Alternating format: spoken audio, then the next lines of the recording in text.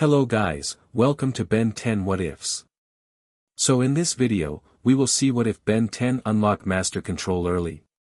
Overpowered Ben 10. If you enjoy these kinds of stories, don't forget to show us some love by hitting the like button and subscribing to the channel. Your support means the world to us. Now, let's start the story. Chapter 1, Unlimited. Come on, stupid watch. Ben Tennyson slammed his palm against the Omnitrix as Dr. Onimo's mutant frog launched toward him. The dial refused to activate, still recharging from his earlier transformation. Not now. Ben dove behind a fallen display case, barely avoiding the massive amphibian's tongue. The Mega Mart superstore had transformed into a battleground, with frightened shoppers fleeing in every direction. You cannot escape, child. Dr. Onimo cackled from atop his mutated frog. The deranged scientist adjusted his bizarre mind control helmet, its antennas spinning wildly. My enhanced creatures will retrieve that alien device from your wrist, and then the world will recognize my genius. Yeah. Heard it all before. Ben rolled his eyes, checking the Omnitrix again. The hourglass symbol remained stubbornly red. Come on, just give me XLR8, or 4 arms, or even Ripjaws. Anything. Gwen Tennyson crouched behind a nearby shelf, clutching her spell book. Ben. I can't hold them off much longer.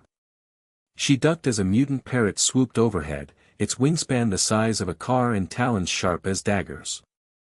Working on it. Ben called back, scrambling to his feet as the frog smashed through his cover. He sprinted down the cereal aisle, knocking boxes to the floor behind him. Grandpa Max appeared at the end of the aisle, wielding what looked like an ordinary fire extinguisher, except it shot a strange purple foam that temporarily immobilized one of Onimo's mutant gerbils. Ben, we need an alien, now. Max shouted, diving away as the creature broke free. I know. Ben slid under a shopping cart, emerging on the other side just as the frog landed where he'd been seconds earlier.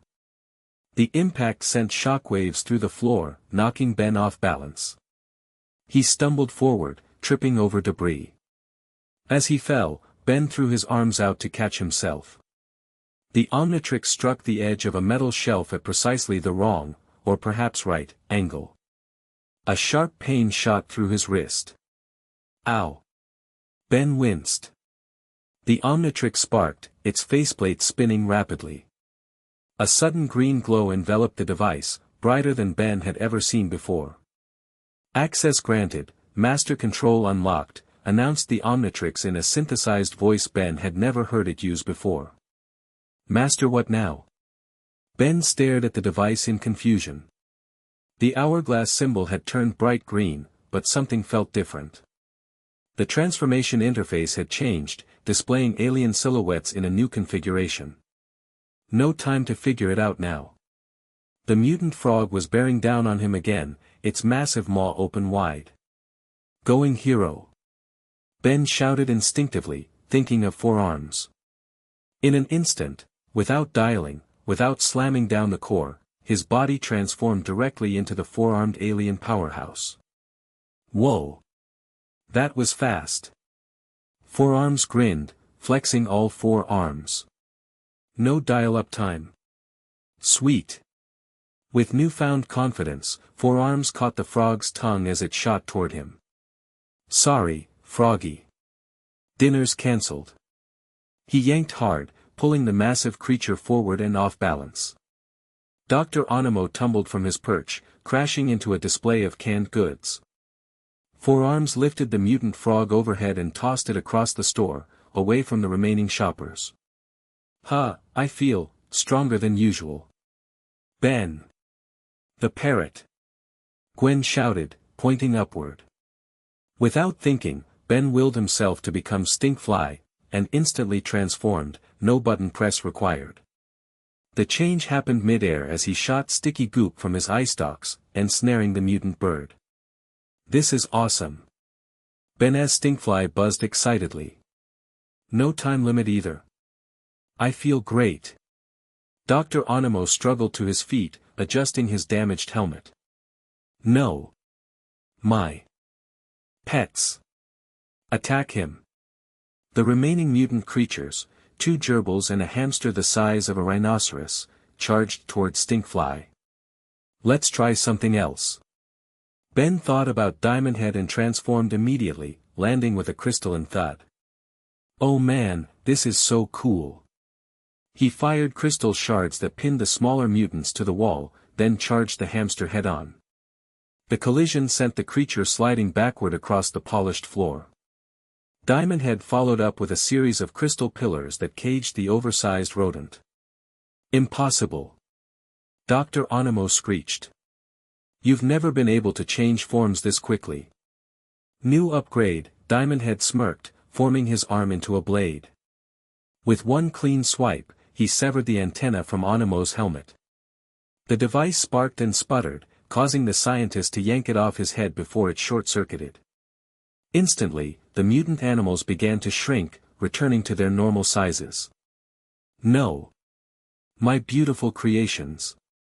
Onimo wailed as Grandpa Max grabbed him from behind, restraining his arms. Game over, Onimo, Max said, securing the scientist with what looked like ordinary zip ties but were actually plumber tech restraints. Ben transformed back to human form with just a thought. No red timing out, no beeping countdown. The Omnitrix remained green and ready.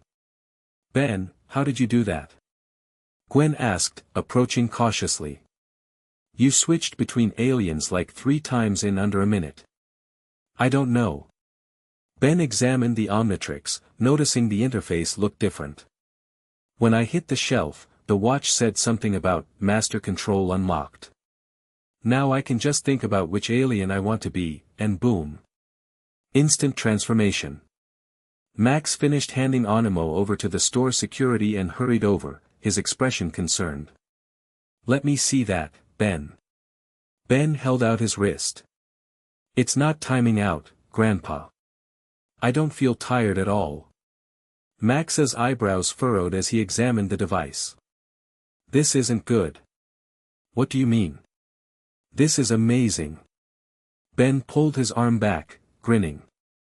I can be any alien, anytime, for as long as I want. That's what worries me, Max said. The Omnitrix wasn't designed for a 10-year-old to have complete access to all its functions.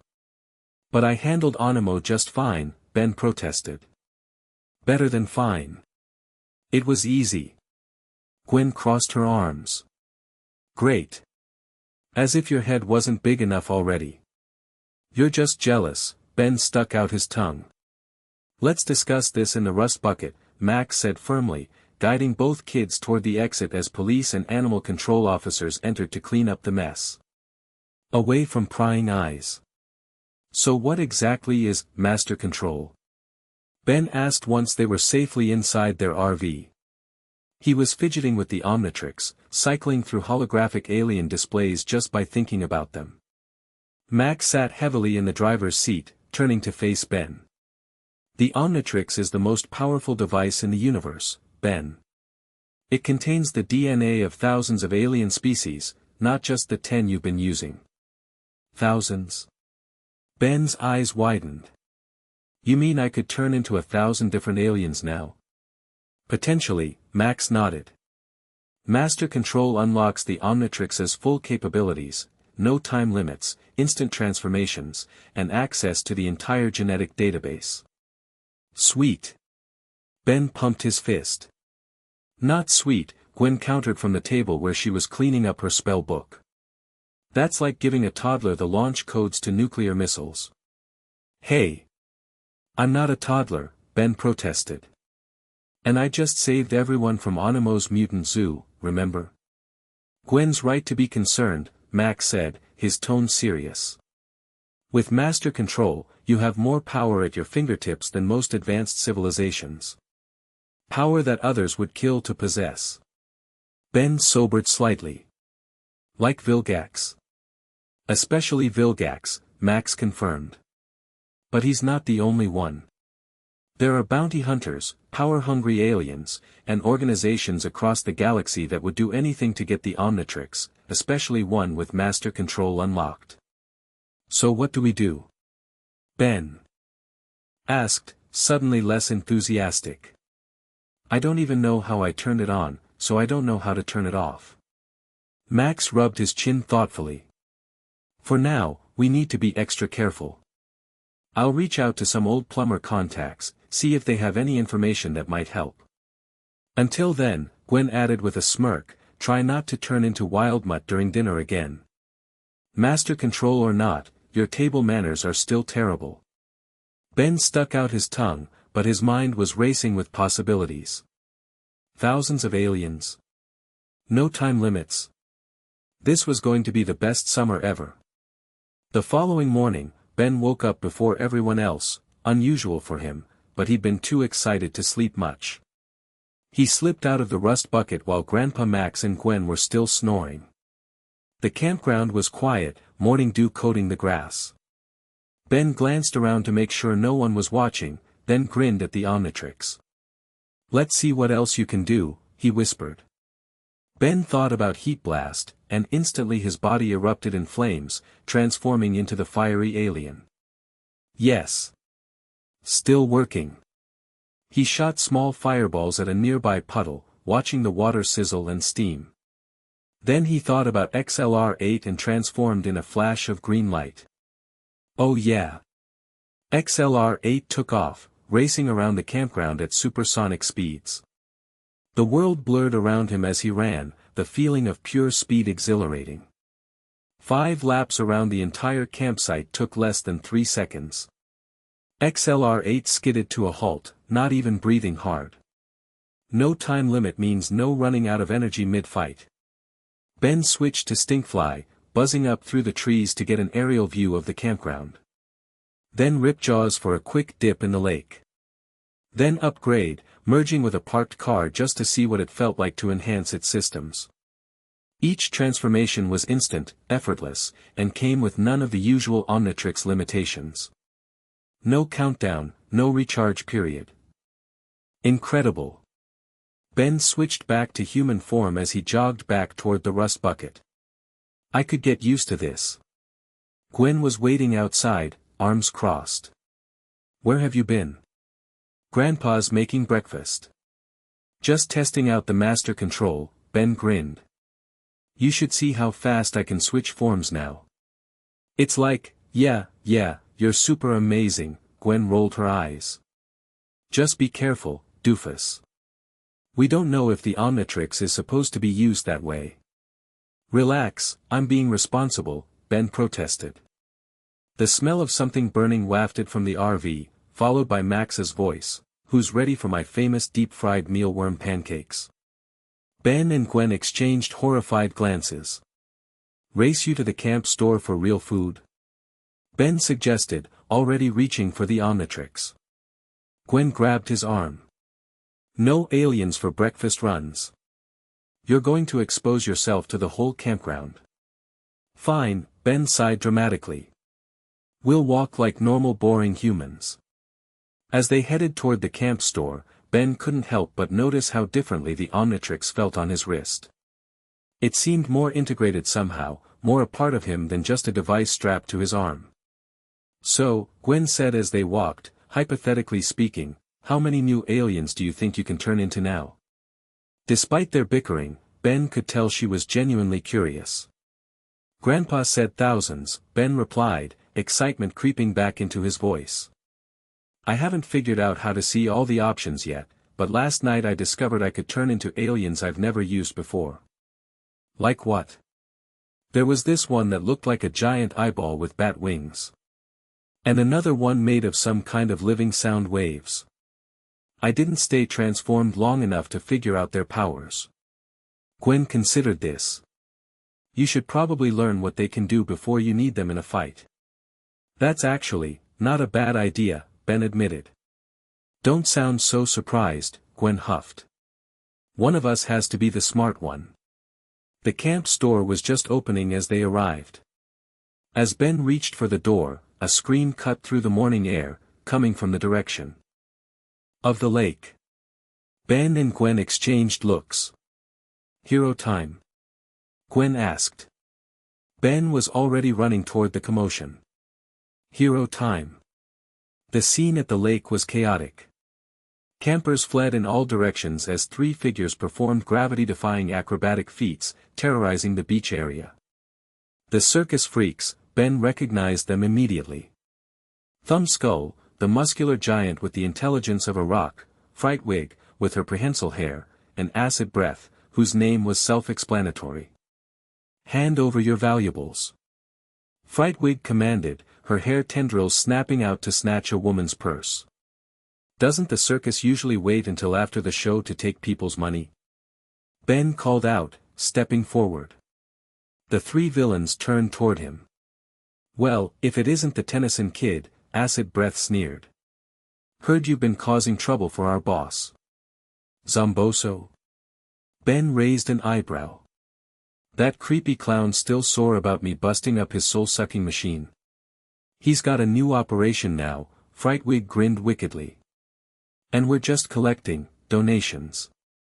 Thumbskull cracked his knuckles. "Boss said if we saw you, we should bring back that watch." "You can try," Ben said confidently, activating the Omnitrix with a thought. In an instant, he transformed into Diamond Head. The circus freaks hesitated, surprised by the immediate transformation. "That's new," Acid Breath muttered. "So is this." Diamond Head fired crystal shards that pinned Acid Breath's sleeve to a nearby tree before he could open his mouth. Then, in mid-motion, Ben transformed into XLR-8 and blurred forward, racing circles around Thumbskull until the brute grew dizzy and stumbled. "How's he changing so fast?" Frightwig shouted, lashing out with her hair. XLR-8 dodged effortlessly, then transformed into forearms, catching her hair tendrils mid-strike. "Let me go," she demanded, trying to pull free. "If you insist," Forearms grinned, spinning her around and tossing her into the lake with a massive splash. Thumbskull charged from behind, but Ben transformed into Ghost Freak, turning intangible. The brute passed right through him and crashed into a picnic table. "Too slow," Ghost Freak taunted, his voice echoing eerily. Acid Breath had freed himself and unleashed a stream of corrosive vapor. Ben instantly became Heat Blast, using his flames to superheat the air and disperse the toxic breath. My turn, Heat Blast created a fireball and hurled it at Acid Breath's feet, causing the villain to dance backward to avoid being burned. The entire fight had taken less than 60 seconds. The circus freaks regrouped, looking considerably less confident than before. "This ain't right," Thumbskull growled. "The boss said the watch had limits." "Upgrade complete," Ben smirked, switching to Wild Mutt and charging forward with a roar that sent the trio scrambling back toward their beaten-up truck. As they piled in, Acid Breath called out, "This ain't over, kid. Zomboso's gonna hear about this." Ben transformed back to human form as the truck sped away, dust billowing behind it. The campers who had stayed to watch broke into applause. "That was amazing." A kid about Ben's age ran up to him. "How'd you do that?" "The changing thing." Ben blinked, suddenly realizing he'd just used his powers in front of dozens of witnesses. Movie magic. We're filming a TV show." Gwen appeared at his side. "Yes. A very secret TV show that no one's supposed to know about yet. So if everyone could please not post anything online, our producers would really appreciate it." The crowd seemed skeptical but began to disperse, many still filming with their phones. "Nice save," Ben muttered. "No, it wasn't," Gwen hissed. "You just exposed yourself to half the campground. What happened to being careful?" "I stopped the bad guys, didn't I?" Ben countered. "Besides, no one will believe them anyway.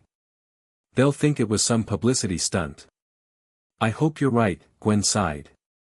"Otherwise, Grandpa's going to flip out." As if on cue, Max came jogging toward them, face flushed with concern. "What happened?" "I heard screaming." "Circus freaks," Ben explained casually. "No big deal. I took care of them." "In front of everyone?" Max looked around at the dispersing crowd, many still excitedly discussing what they'd seen. It'll be fine, Ben insisted. Most of them were filming with their phones, so they'll just think it was some staged viral marketing thing. Max didn't look convinced. Ben, with Master Control active, you need to be more careful than ever. The Omnitrix emits a signal that certain individuals can detect. Every time you transform, especially multiple times in quick succession, you're basically sending up a flare. A flare that says, "Hey, all-powerful alien device right here." Gwen translated. Precisely, Max nodded. Ben's excitement dimmed slightly. So I shouldn't use it? I'm saying use it wisely, Max put a hand on Ben's shoulder. With Master Control unlocked, you have more power, but also more responsibility. Great, now you sound like a superhero movie, Ben groaned. Max's expression remained serious. This isn't a movie, Ben. There are real consequences. The moment was interrupted by Ben's stomach growling loudly. Speaking of consequences, Gwen smirked, we never got breakfast because someone had to play superhero. We could head into town, Max suggested, his mood lightening slightly. I hear there's a diner that serves excellent grasshopper hash. Ben and Gwen both made gagging noises. Or, normal human food. Ben suggested hopefully. Max chuckled. I suppose just this once. As they walked back to the rust bucket, Ben couldn't help but feel a new sense of confidence. Master Control or not, he'd handled those circus freaks like they were nothing. If bigger threats came looking for the Omnitrix, he'd be ready for them too. The incident at the lake didn't stay contained to the campground. By afternoon, shaky phone videos of unlimited alien guy were spreading across social media. Most comments dismissed it as clever marketing for an upcoming movie or video game, but a few conspiracy theorists insisted it was proof of extraterrestrial activity. Ben, Gwen, and Max sat in a booth at Bellwood Diner, watching one such video on Gwen's laptop. See? Ben said through a mouthful of cheeseburger. Nobody believes it's real. That doesn't mean it won't attract attention from people who know better, Max replied, keeping his voice low. There are organizations on Earth that monitor this kind of thing. Like the plumbers? Ben asked. Yes, but not all of them are as benevolent, Max pushed his plate aside, his expression serious. Ben, I've been thinking about your situation with the Omnitrix. I think we need to be proactive. What do you mean? I mean you should practice with your new abilities. Learn your limits, discover what new aliens you can access, and most importantly, figure out how to use this power responsibly. Ben nearly choked on his milkshake. You want me to use the Omnitrix more?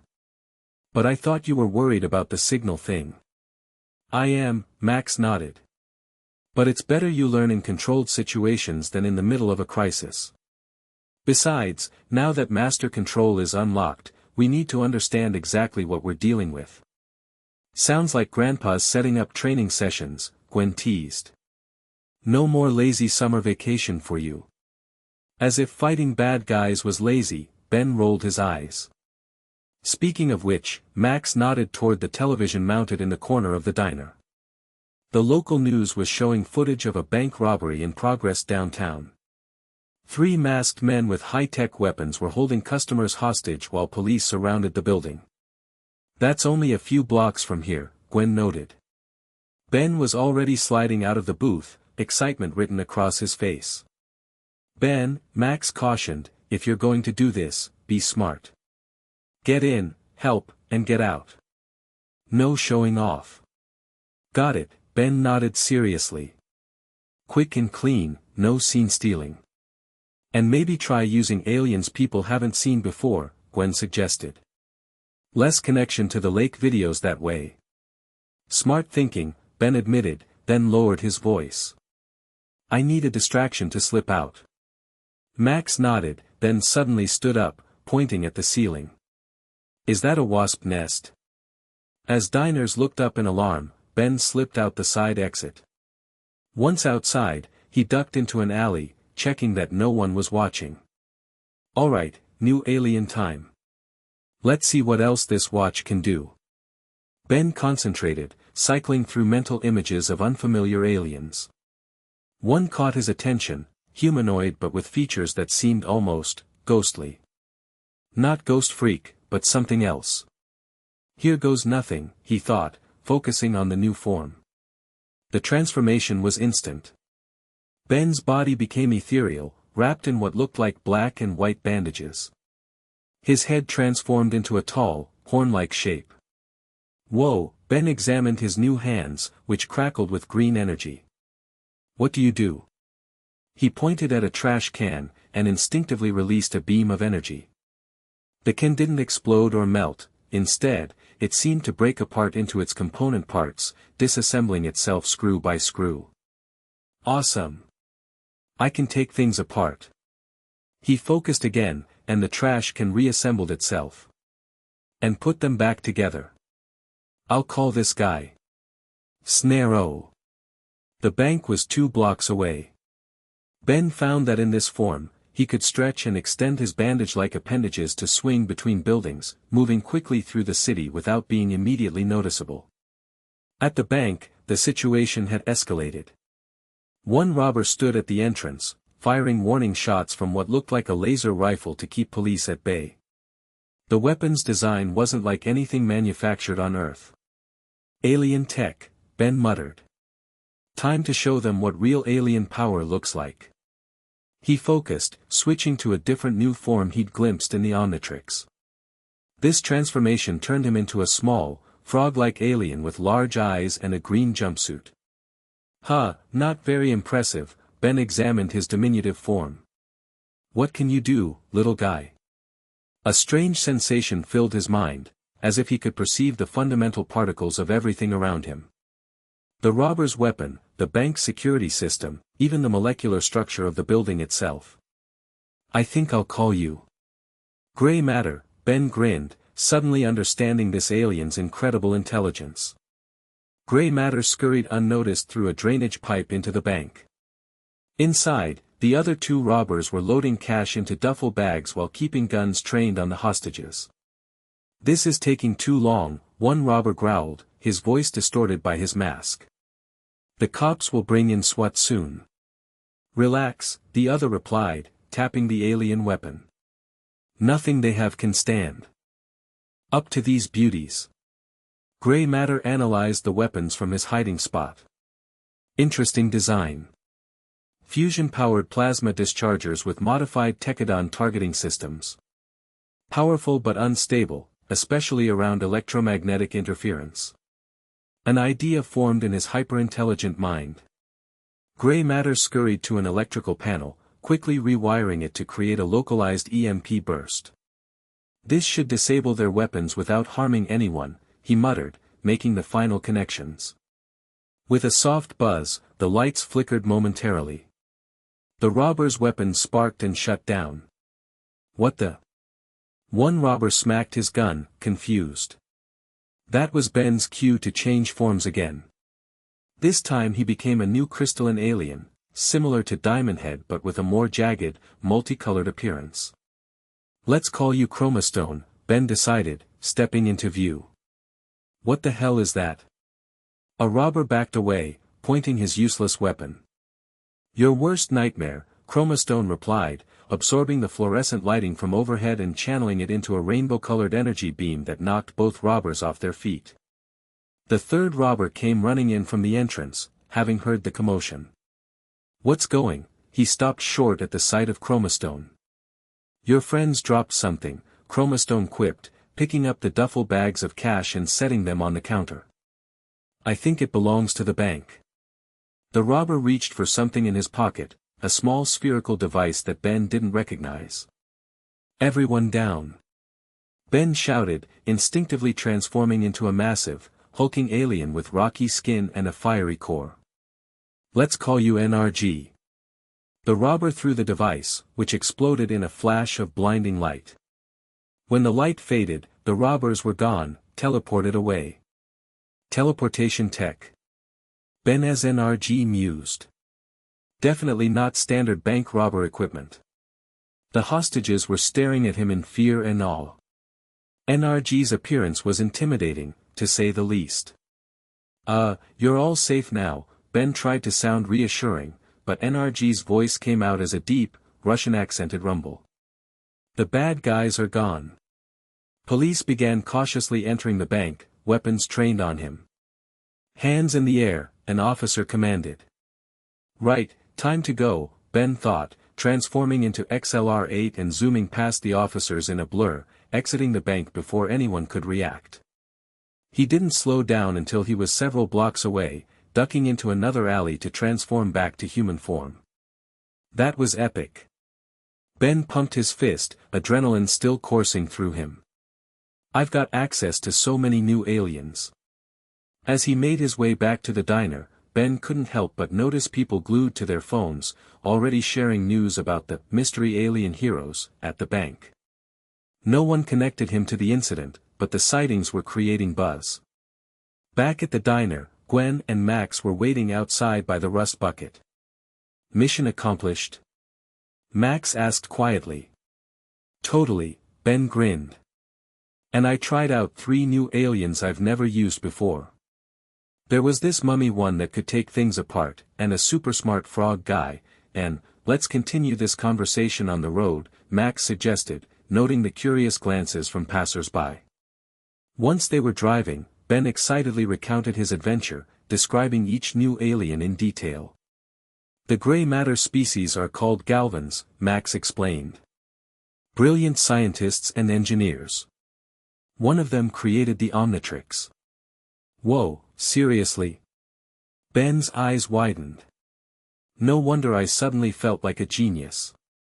"And the energy being is an ampere," Max continued. "The mummy-like one sounds like a Thep Kuffen." "How do you know all this, Grandpa?" Gwen asked suspiciously. Max kept his eyes on the road. "I told you kids, I wasn't always just a plumber fixing toilets."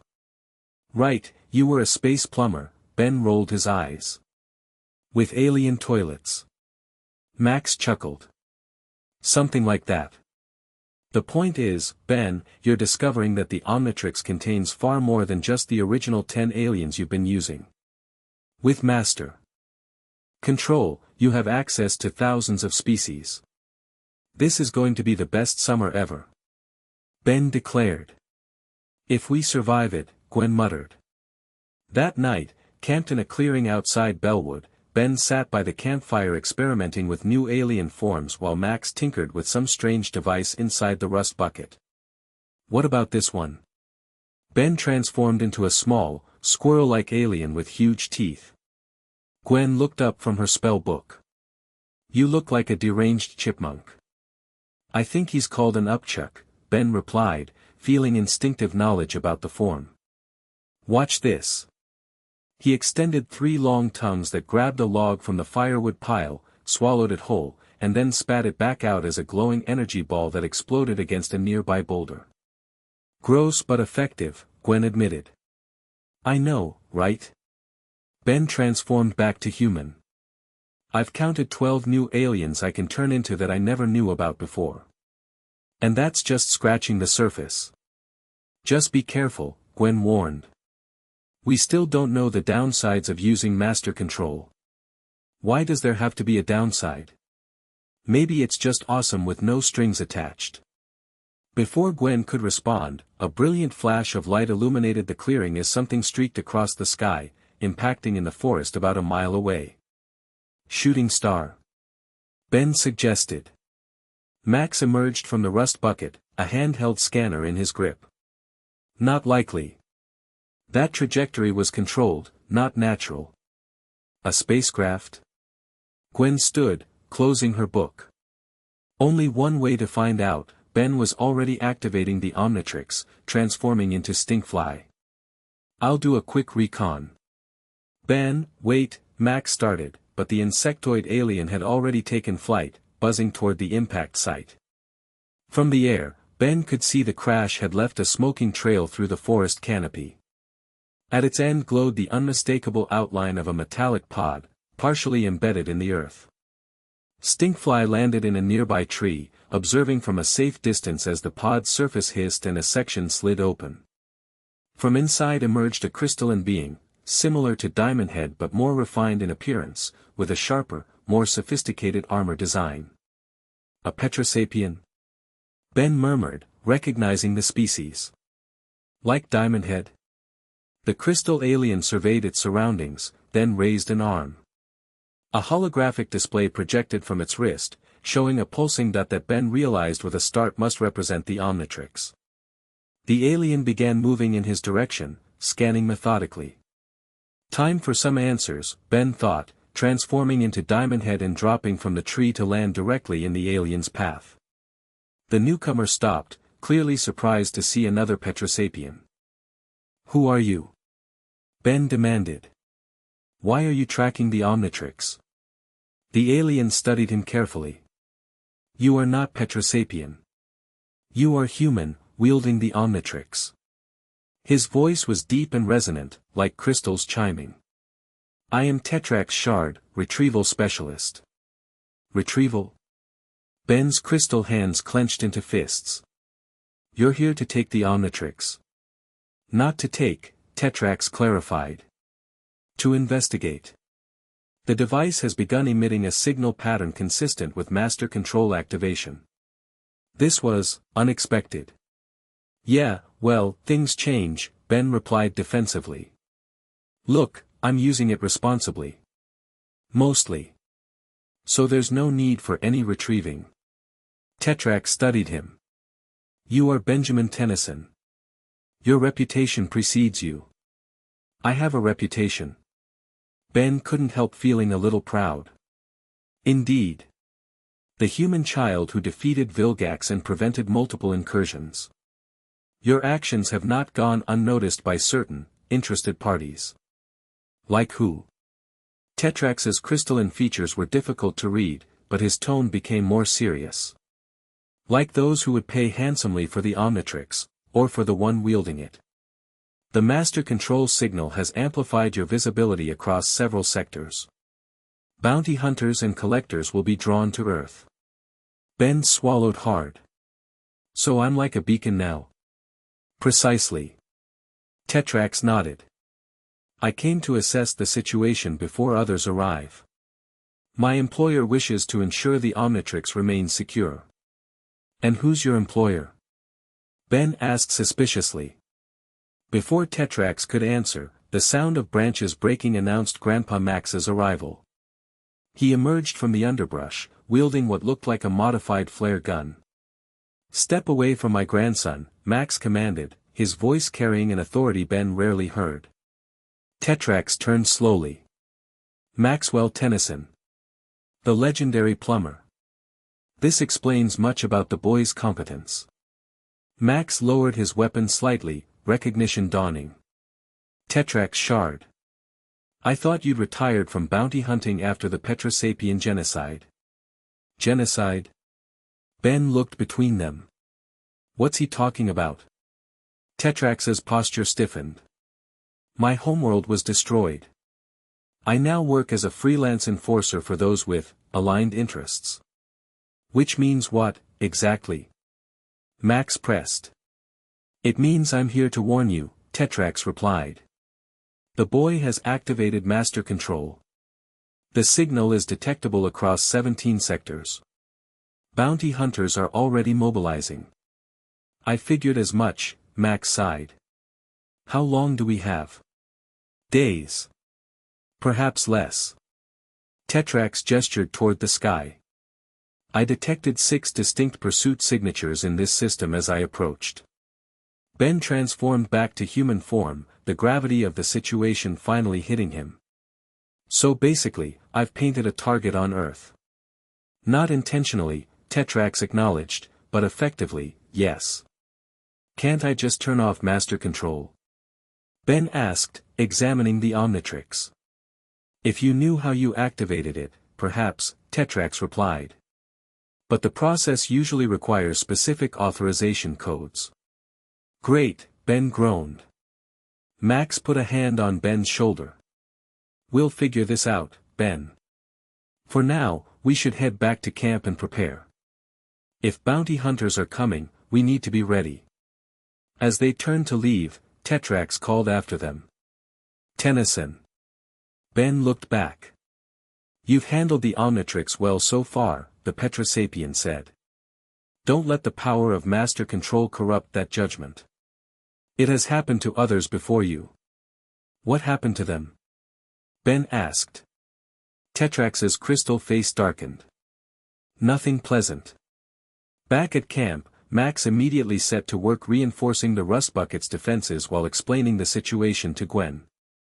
So alien bounty hunters are coming for Ben because he accidentally supercharged the Omnitrix, she summarized, glaring at her cousin.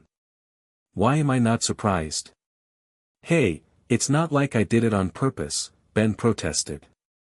No, but you have been showing off your new powers every chance you get, she retorted. Kids, this isn't the time, Max interrupted, pulling a hidden panel open beneath the RV's dashboard to reveal a complex array of alien technology. We need to prepare. Gwen, your spell book might come in handy. Review any protective enchantments you can find. On it, Gwen nodded, suddenly serious. Ben, you need to master your new forms, Max continued. Especially the ones you haven't used before. If Tetrax is right, you'll need every advantage. I'll start practicing right away, Ben agreed eagerly. Max paused, giving Ben a stern look. But be smart about it.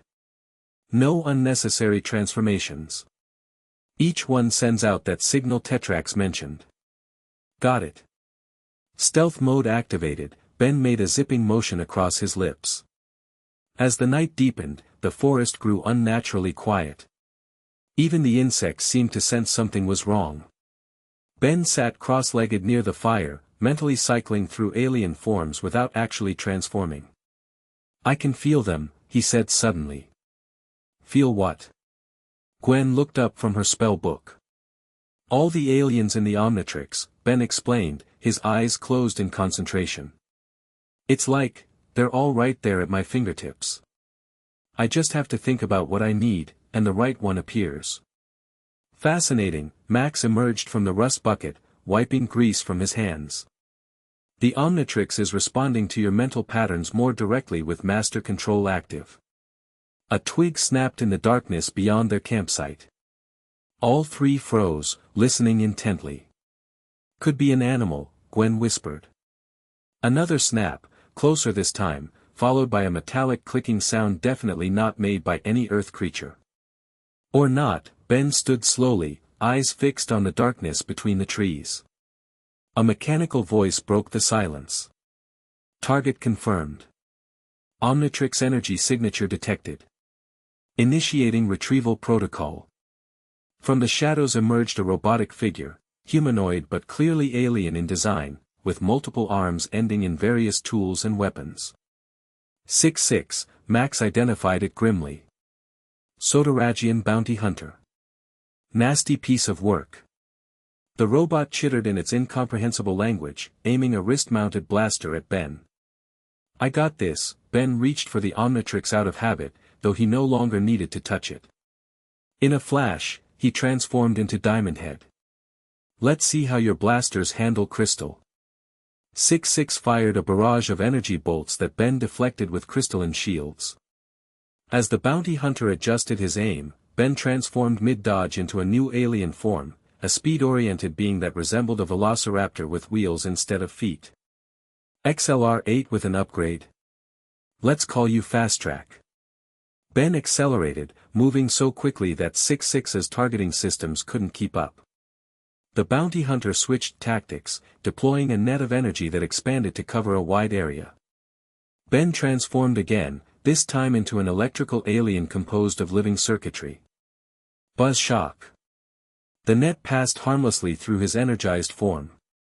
6-6's mechanical face showed no emotion, but its body language registered surprise at Ben's rapid transformations. That's right, buddy, Ben grinned, electricity crackling between his fingers. I've got some new tricks. Before he could attack, a second threat emerged from the opposite direction, a crab-like alien with massive pincers and heavily armored exoskeleton. Krob, Max identified the newcomer, raising his modified weapon. Another bounty hunter. Ben, watch out for his neural disruptors. Krob clicked his pincers menacingly. The price on the Omnitrix just doubled when Master Control activated. Hand it over, kid, and we'll leave your planet in one piece. How about neither? Ben transformed into forearms, then immediately into heat blast as Krob fired a stun blast. The fiery alien shot a stream of flames that forced the crab-like hunter backward. 6-6 launched himself forward with jet boosters, multiple weapons extending from his armor. Ben switched to Ghost Freak, letting the hunter pass through his intangible form, then became Wild Mutt to track the bounty hunter by scent as he tried to circle around. The rapid-fire transformations were disorienting to the hunters, who had clearly expected to face the limited version of the Omnitrix they'd heard about. The child has full control, Krob communicated to 6-6 in their shared frequency. Adjust tactics. 6-6 responded by deploying a spherical device that exploded into a cloud of dense, particulate matter, too thick for Wild Mutt to smell through, too dense for most aliens to see through. Ben coughed, momentarily blinded. He transformed into a new form instinctively, a moth-like alien with large, sensitive eyes and wings. Big Chill, he named the form as knowledge of its abilities flooded his consciousness. Big Chill's vision could penetrate the smokescreen, revealing the heat signatures of both bounty hunters converging on his position. Surprise, Big Chill whispered, turning intangible and freezing the air around him. The smokescreen particles crystallized and fell harmlessly to the ground, while a wave of intense cold washed over both hunters. 6-6's mechanical components began to seize up from the sudden temperature drop. Krob's exoskeleton fared better, but his movement slowed considerably. Impossible, Krob growled. No wielder masters the Omnitrix this quickly. Guess I'm special, Ben replied, switching to Heat Blast and launching a concentrated fireball that caught Krob directly in the face, sending him tumbling backward. 6-6 recovered enough to fire a barrage of missiles from shoulder-mounted launchers. Ben transformed into a new alien, a small, green humanoid with a large head and what looked like a wind-up key on top. Clockwork. Ben felt the power of time itself at his fingertips. With a gesture, the missiles slowed to a near standstill, caught in a localized temporal field. Ben walked casually between the suspended explosives, approaching the increasingly frustrated bounty hunters. You guys really didn't do your homework, Ben taunted. Master Control means no limits. I can be anyone, anything, anytime. As if to demonstrate, he cycled rapidly through a sequence of aliens, Ripjaws to upgrade to Stinkfly to a new plant-like form he instinctively called Wildvine, each transformation taking less than a second. The display was deliberately intimidating, and it worked. Both hunters began backing away, reassessing their approach. This isn't over, Tennyson, Krob warned, activating something on his pincer. We're just the advance team. Before Ben could respond, both hunters teleported away in flashes of energy. Ben transformed back to human form, a bit dizzy from the rapid transformations but exhilarated by the victory. They ran away. Did you see that? I saw it, Max replied grimly, lowering his weapon. And it worries me. Krob and 6-6 aren't easily deterred. If they're retreating to regroup. Then something worse is coming, Gwen finished his thought. Let them come, Ben said confidently. I handled those two easily enough. That's what concerns me, Max put a hand on Ben's shoulder. This is exactly what Tetrax warned about. The power is making you overconfident. But I won. Ben protested. This time, Max acknowledged. But each transformation broadcasts your location more clearly. You used what, 15 different aliens in that fight? Something like that, Ben admitted. Then you just sent 15 power spikes across the galaxy, Max explained. Like setting off fireworks to every bounty hunter, collector, and power-hungry alien warlord looking for the Omnitrix. Ben's confidence dimmed slightly. Oh. We need to move, Max decided, already heading for the rust bucket. Pack up camp. We're better off mobile than sitting targets. As they hurriedly packed their belongings, Ben couldn't shake the feeling that the encounter had been too easy. The bounty hunters had retreated rather than continued fighting, almost as if they'd gotten what they came for. What Ben didn't realize was that high above Earth's atmosphere, a massive ship was receiving the data collected by 66 and Krob. Inside a regeneration chamber filled with greenish fluid, a figure studied the transmission with mounting interest. Master control activated, a computerized voice reported. All limitations removed. User, Ben Tennyson. The figure in the tank shifted, bubbles rising from its respirator mask. Despite his injuries from their last encounter, Vilgax's eyes narrowed with cruel determination. Excellent, his voice rumbled. Accelerate my recovery protocol. The Omnitrix will be mine. Chapter 2, Consequences. 1 week later, the Bellwood Tribune's front page screamed, "Unlimited alien dude strikes again," above a blurry photo of Heat Blast putting out an apartment fire. Ben couldn't help grinning as he read the article at the breakfast table in the rust bucket. "Listen to this," he said, mouth full of cereal. The mysterious shape-shifting hero saved 12 residents and 3 cats from certain doom, transforming between forms with impossible speed. "They're calling me the most versatile superhero ever seen." Gwen rolled her eyes. "Your head's getting so big it might explode." "Can't help being awesome," Ben shrugged, flipping through more pages filled with eyewitness accounts and theories about the alien hero. "Check it out. Someone caught Diamondhead stopping that armored car robbery yesterday. The comments section is going nuts trying to figure out how many different aliens I can turn into." "If they only knew," Grandpa Max said from the driver's seat, concern evident in his voice. "Ben, we talked about keeping a lower profile. These daily heroics are drawing too much attention." "But I'm helping people," Ben protested. "Yesterday I stopped 3 robberies, saved those people from the fire, and caught a drunk driver before he hit a school bus. All before lunch. And each time, you broadcast the Omnitrix signal across 17 sectors of space," Max reminded him. "We've been lucky no more bounty hunters have shown up yet." "Maybe they're scared after what happened to 66 and Krob," Ben suggested, transforming his hand into heat blasts just for fun, then back to human. The ability to partially transform was a new discovery. He could change just parts of his body if he concentrated. "Or maybe they're gathering reinforcements," Gwen countered, looking up from her spellbook. "Not everyone runs away after losing one fight." Ben sighed dramatically.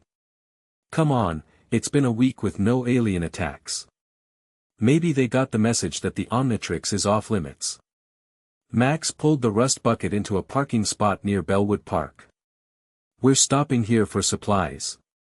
Ben, try not to turn into anything while we're in public, okay?" Yeah, Ben waved dismissively.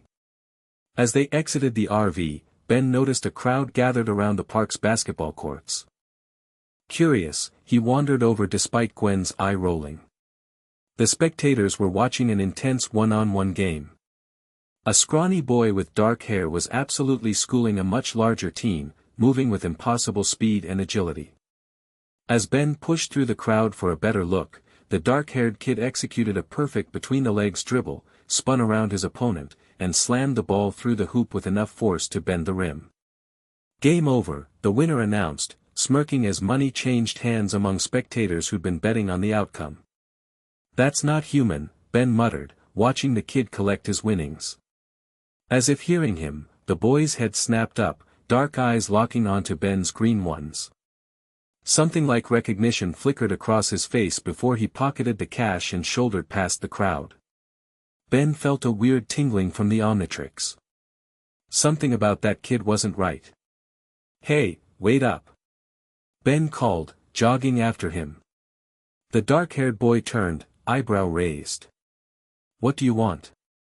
"That was some sick basketball," Ben said. "How'd you move so fast?" "Natural talent," the boy replied with a cocky grin that reminded Ben of his own. "Name's Kevin. Kevin Levin. Ben Tennyson." Kevin's eyes widened slightly. "Tennyson, For real. He glanced at Ben's wrist, where the Omnitrix sat innocently. Heard that name somewhere before. Ben instinctively covered the watch with his other hand. Yeah. Where? Kevin shrugged. Around. You live here? Just passing through with my grandpa and cousin, Ben replied, studying Kevin more carefully. There was something off about him, a barely contained energy that seemed to radiate from his skinny frame. Cool. You play? Kevin gestured to the basketball court. Sometimes. Not like you, though. Kevin grinned. Bet you have other talents, right, Tennyson? Before Ben could respond, Gwen's voice called out, Ben. Grandpa says to hurry up. Your babysitter. Kevin smirked. My annoying cousin, Ben corrected.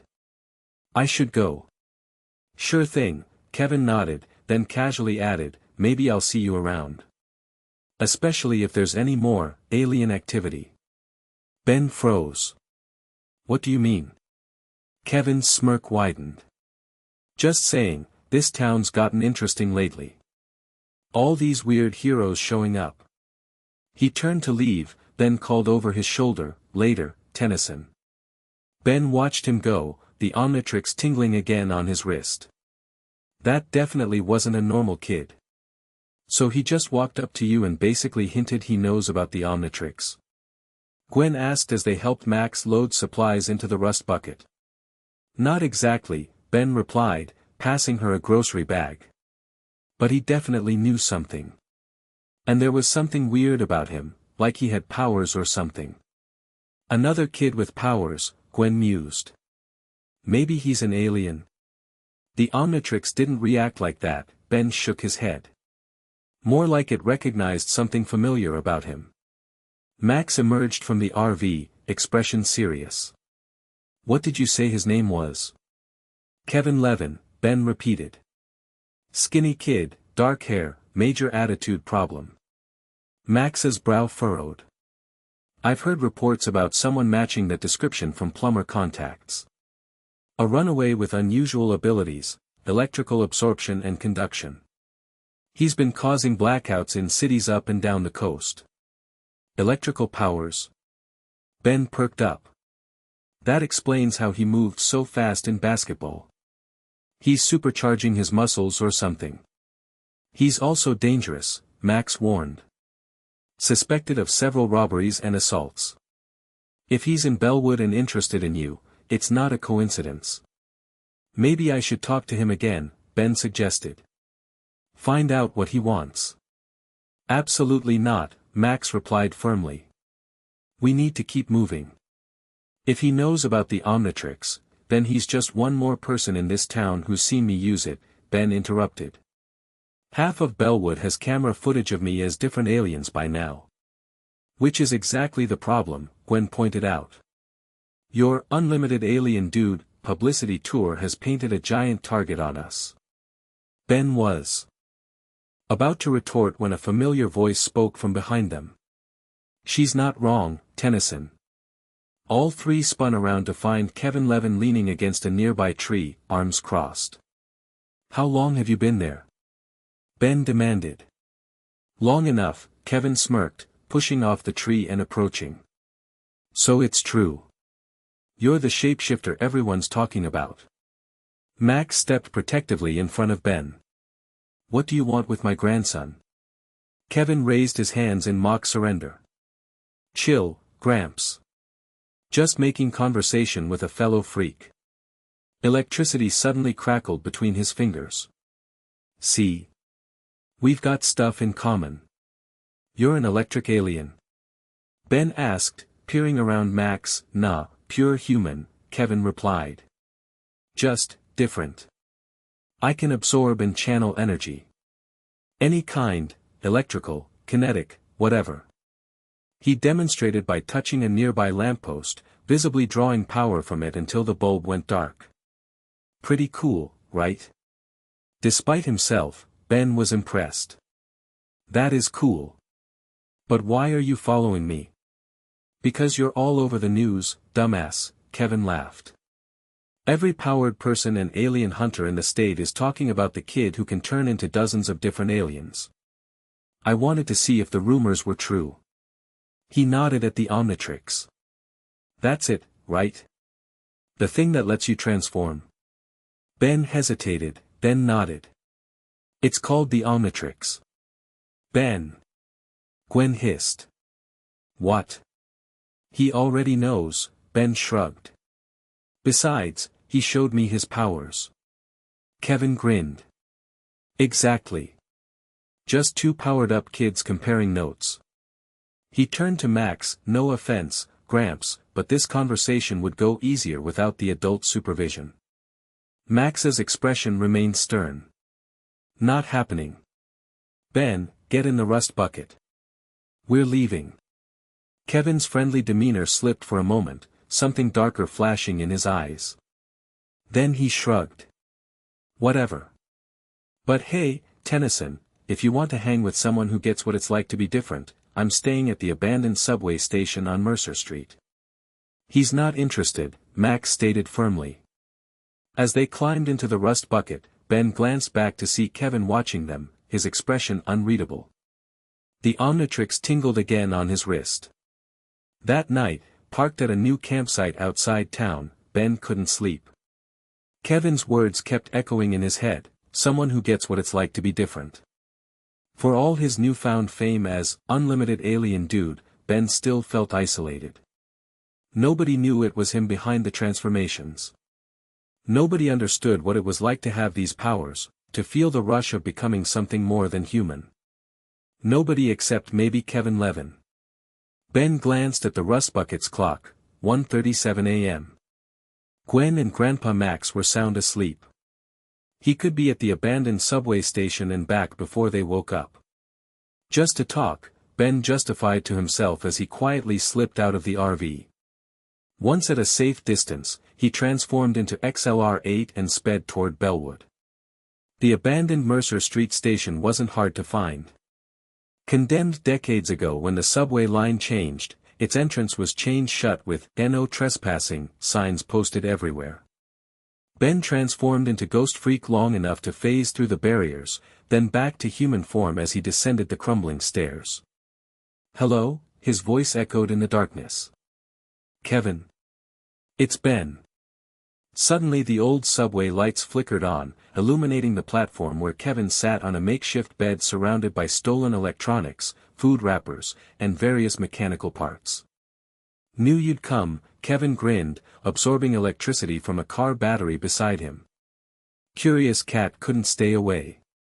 Nice place, Ben remarked, taking in the underground hideout. Very supervillain chic. Kevin laughed. It's temporary. I move around a lot. Running from something? Everything, Kevin shrugged. Foster homes, cops, boring people with their boring rules. He stood up, walking toward Ben. But you get it, right? Having powers means you don't have to live by their standards. Ben frowned slightly. I use my powers to help people. Sure. The hero gig. Kevin rolled his eyes. But don't tell me you never use them for yourself. Never take a little shortcut, have some fun, show off a little. Ben thought about all the times he'd used aliens to play pranks, win at sports, or get revenge on bullies. Maybe sometimes. That's what I thought, Kevin nodded approvingly. We're not so different. So. He gestured to the Omnitrix. How's it work? You just think about what you want to become. Something like that, Ben replied cautiously. It's complicated. Show me, Kevin urged, eyes gleaming with interest. Turn into something cool. Ben hesitated, then figured one quick transformation wouldn't hurt. He thought about Diamond Head, and instantly crystalline material replaced his flesh. Whoa! Kevin approached, fascinated. That's insane. Does it hurt? Not really, Diamond Head replied in his deeper voice. It happens too fast to feel anything. And you can become anything. Any alien.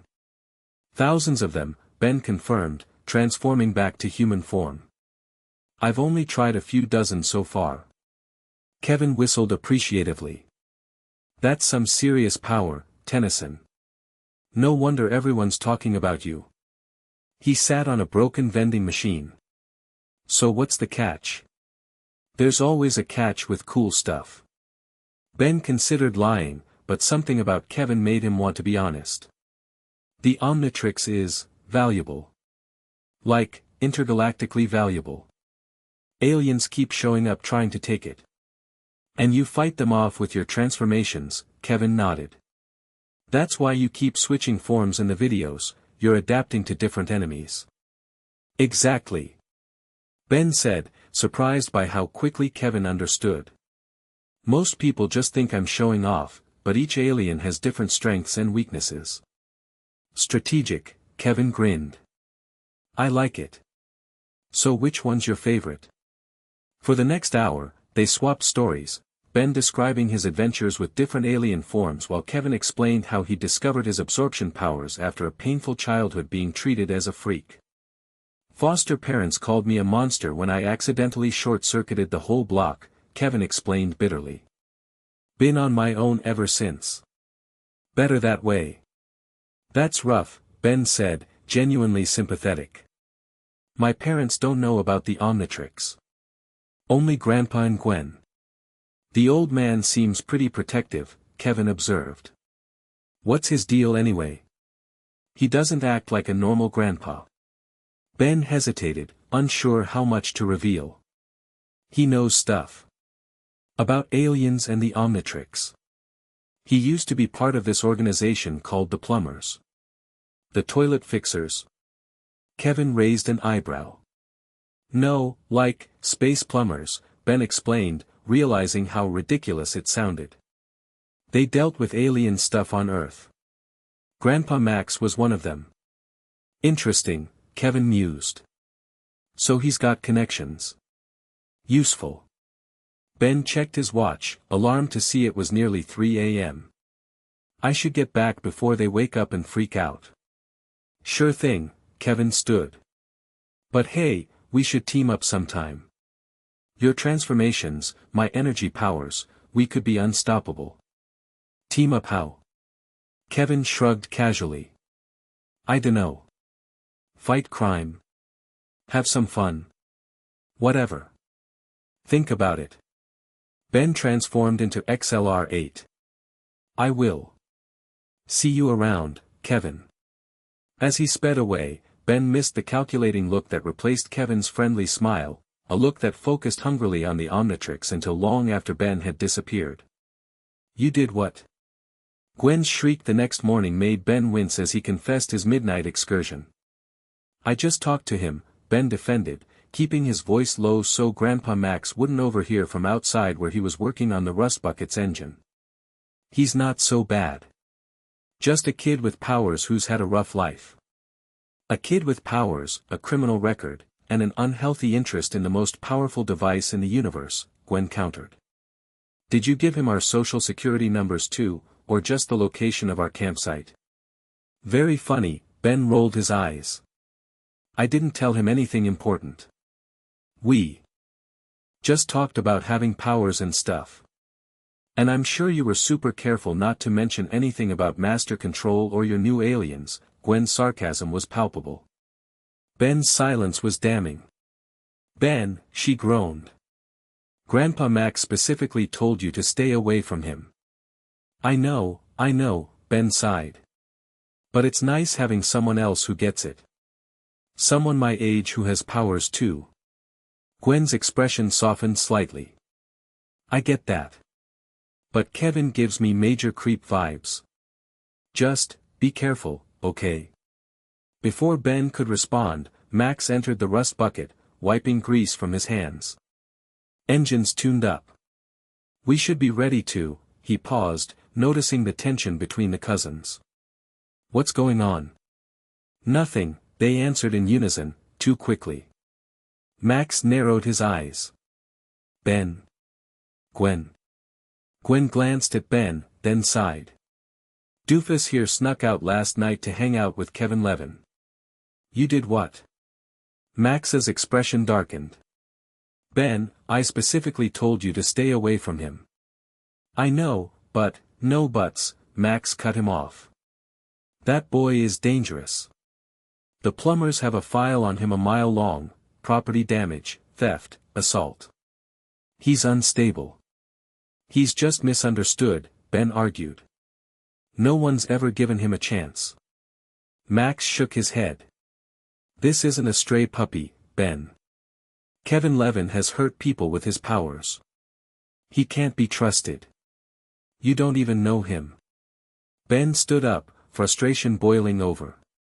You're just judging him because he's different, because he doesn't follow the rules. Maybe the rules don't work for everyone. Is that what he told you? Max asked quietly. Ben didn't answer.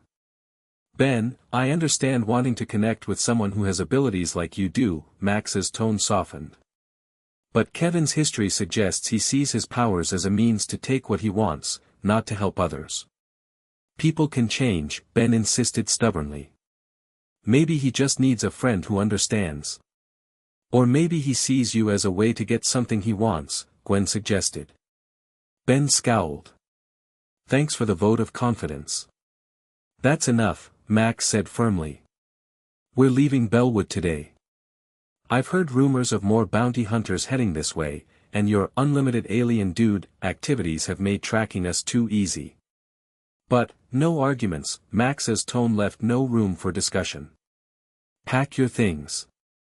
We leave in 30 minutes. As Max stepped outside again, Ben flopped back onto the bench seat, scowling. He's just trying to protect you, Gwen said quietly. I can protect myself, Ben muttered, tapping the Omnitrix. I've got the most powerful device in the universe, remember? That's exactly what worries him, Gwen replied. And me. Ben rolled his eyes and stood up. I'm going for a walk. Ben, just around the campsite, he assured her. I need some air. Outside, Ben kicked at pine cones, frustrated by his family's lack of trust. Sure, Kevin was rough around the edges, but wasn't everyone deserving of a second chance? Especially someone who'd been dealt such a bad hand in life. A rustle in the bushes caught his attention. Ben tensed, ready to transform at the first sign of trouble. Relax, Tennyson. Just me. Kevin emerged from the underbrush, hands in his pockets. Nice place. Very woodland retreat. Kevin. How did you find us? Kevin tapped his temple. I can sense electrical currents. That RV puts out a unique signature, probably all those weird modifications your grandpa's made. Ben glanced nervously toward the rust bucket. You shouldn't be here. Grandpa Max will freak out. Then let's not hang around, Kevin suggested. I've got something awesome to show you in town. Ben hesitated. I can't. We're leaving in like 20 minutes. Leaving? Kevin's casual demeanor slipped. Why? Grandpa's worried about bounty hunters. And he doesn't want me hanging out with you. Kevin's face darkened. Let me guess, he thinks I'm dangerous. A bad influence. Something like that, Ben admitted. And what do you think? Kevin challenged. Ben looked at his new friend, conflicted. I think everyone deserves a chance. Kevin's expression brightened. Then give me 20 minutes. That's all I'm asking. I found something that could change everything for both of us. What is it?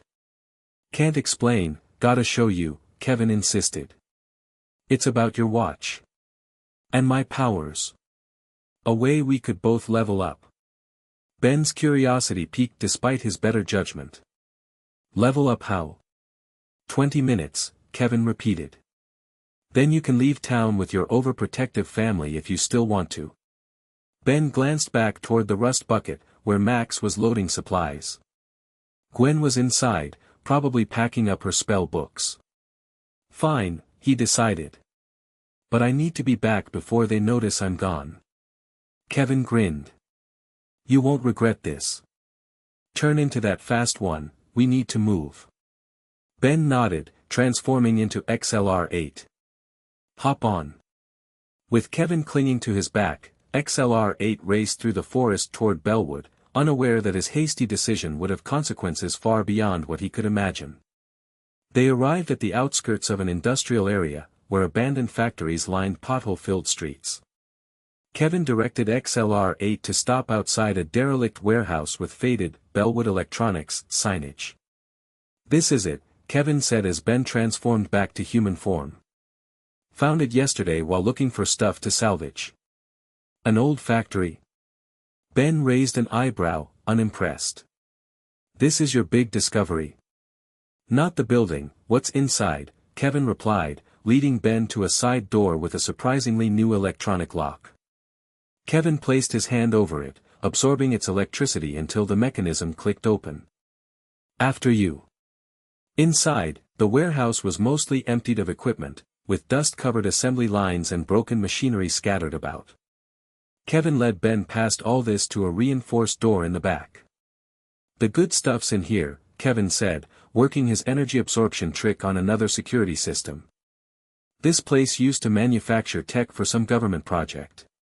They left in a hurry about a year ago, but they forgot something important."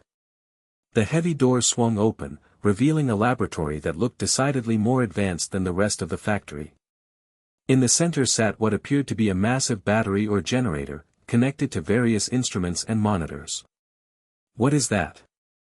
Ben approached cautiously.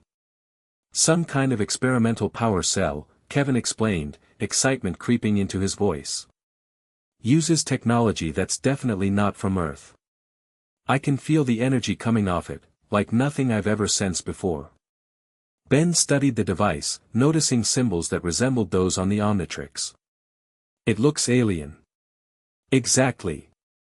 Kevin clapped him on the shoulder. "That's why I needed you to see it. I think it's connected to your watch somehow." "My watch?" Ben instinctively covered the Omnitrix. "How?" "The energy signature feels similar," Kevin explained. "When I'm near you, the Omnitrix gives off this vibration I can sense. This thing has the same feel, just way more powerful." Ben frowned. "If it's alien tech, we should tell Grandpa Max. He'd know what to do with it." "Or," Kevin countered, "we could use it ourselves." "Think about it, Ben.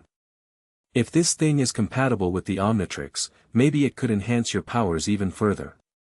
And if I could absorb some of that energy?" "I don't know," Ben backed away slightly. "The Omnitrix is pretty complicated. Messing with it isn't a good idea." "But you've already got master control, right?" Kevin pressed. "What's the worst that could happen?" Ben froze. "How do you know about master control?" "I never told you that." Kevin's expression faltered for a split second. "You mentioned it last night. When you were explaining how the watch works." "No, I didn't," Ben took another step back. "I never said anything about master control." Kevin's friendly demeanor dropped entirely, replaced by something calculating and cold. "Fine. I heard about it elsewhere. There are rumors, Tennyson. Word gets around when someone suddenly starts switching between alien forms without time limits." "What are you really after, Kevin?" Ben demanded, hand hovering over the Omnitrix. Kevin sighed, as if disappointed. "I was hoping to do this the easy way." He turned to the power cell and placed both hands on it, absorbing massive amounts of energy. His body glowed with power, electricity arcing around him. "But the hard way works too."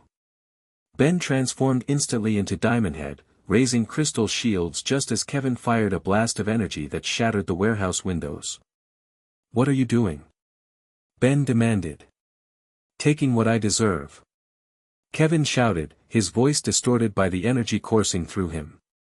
"Do you have any idea what I could do with that watch? The power it contains? You waste it playing hero when you could rule this pathetic world." "So that's what this is about," Diamondhead growled. "You just want the Omnitrix for yourself." "Bingo," Kevin grinned maniacally, absorbing more energy from the alien power cell. Now hand it over, or I'll take it off your smoking corpse.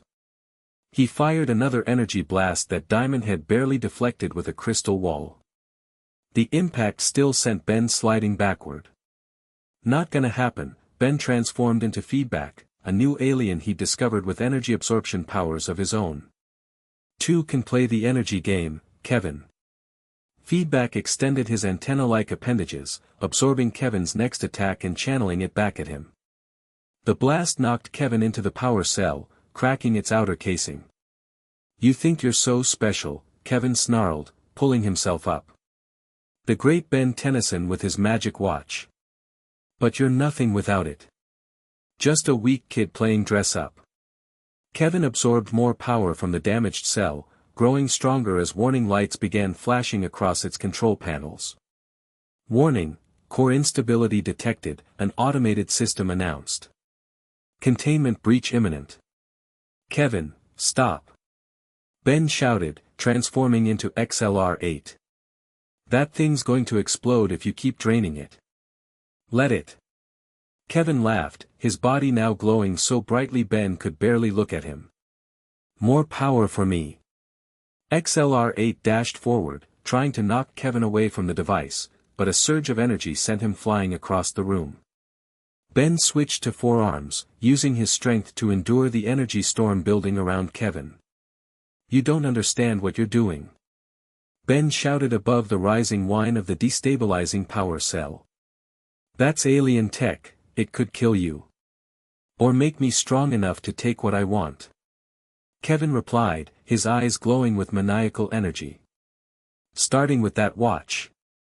The power cell's casing fractured further, energy pouring out in dangerous arcs. Kevin absorbed it all, growing more unstable by the second. His skin began to ripple, as if the energy was physically changing him. Critical failure imminent, the automated system warned. Evacuate immediately. Ben transformed into Heat Blast. We need to get out of here, now. Not without finishing this, Kevin growled, leaping at Ben with superhuman speed. Their collision sent them both crashing through the laboratory wall into the main warehouse. Kevin's energy-enhanced strength matched Heat Blast's own as they grappled amid fallen machinery. I saw what that watch can do, Kevin grunted, his face contorted with rage and power. All those aliens, instant transformations, no time limits. Why should you have all that power? Because I use it to help people. Ben shot back, blasting Kevin with flames that barely seemed to faze him. Not for myself. Liar. Kevin laughed bitterly. You love the attention. Unlimited alien dude plastered across the news. You're as power-hungry as I am, just too much of a goody two-shoes to admit it. The accusation stung because part of Ben recognized the truth in it. He had enjoyed the fame, the power, the freedom Master Control gave him. Kevin took advantage of Ben's hesitation to grab him by the throat, absorbing heat energy directly from Heat Blast's form. Ben felt himself weakening as his flames dimmed. That's new, Kevin grinned maliciously. I can absorb power directly from your aliens. His free hand ignited with flames identical to Heat Blast's. Wonder what else I can take. Ben transformed into Diamond Head, breaking Kevin's grip with the sudden change in size and composition. You can't absorb everything. Kevin merely smiled, touching Ben's crystalline arm. To Ben's horror, Kevin's skin began transforming into the same material as Diamond Head's. Actually, I can, Kevin's voice echoed with power as his left arm fully crystallized. Thanks to that alien power cell, I can absorb more than just energy now. I can take your aliens' powers too. Behind them, the laboratory exploded as the power cell finally breached containment. The shockwave sent both combatants flying in opposite directions. The entire warehouse began to collapse around them. Ben transformed into Stinkfly, taking to the air to avoid falling debris. Looking down, he saw Kevin pulling himself from the rubble, his body now a grotesque mixture of different alien parts. One arm was Diamond Head crystal, the other appeared to be Heat Blast's fiery limb. His legs resembled XLR-8s, and his back sprouted what looked like the beginnings of stinkflies' wings. "What's happening to me?" Kevin cried out, momentarily panicked as he examined his mutated form. "The energy from the power cell must have changed your absorption abilities," Ben called down. "You're turning into a mixture of my aliens." Kevin's panic quickly turned to maniacal glee. "Even better. Now I've got your powers permanently." He experimentally fired a crystal shard from his diamond head arm, then followed it with a blast of flame from his other hand. Ben dodged both attacks, realizing the situation had escalated beyond anything he'd anticipated.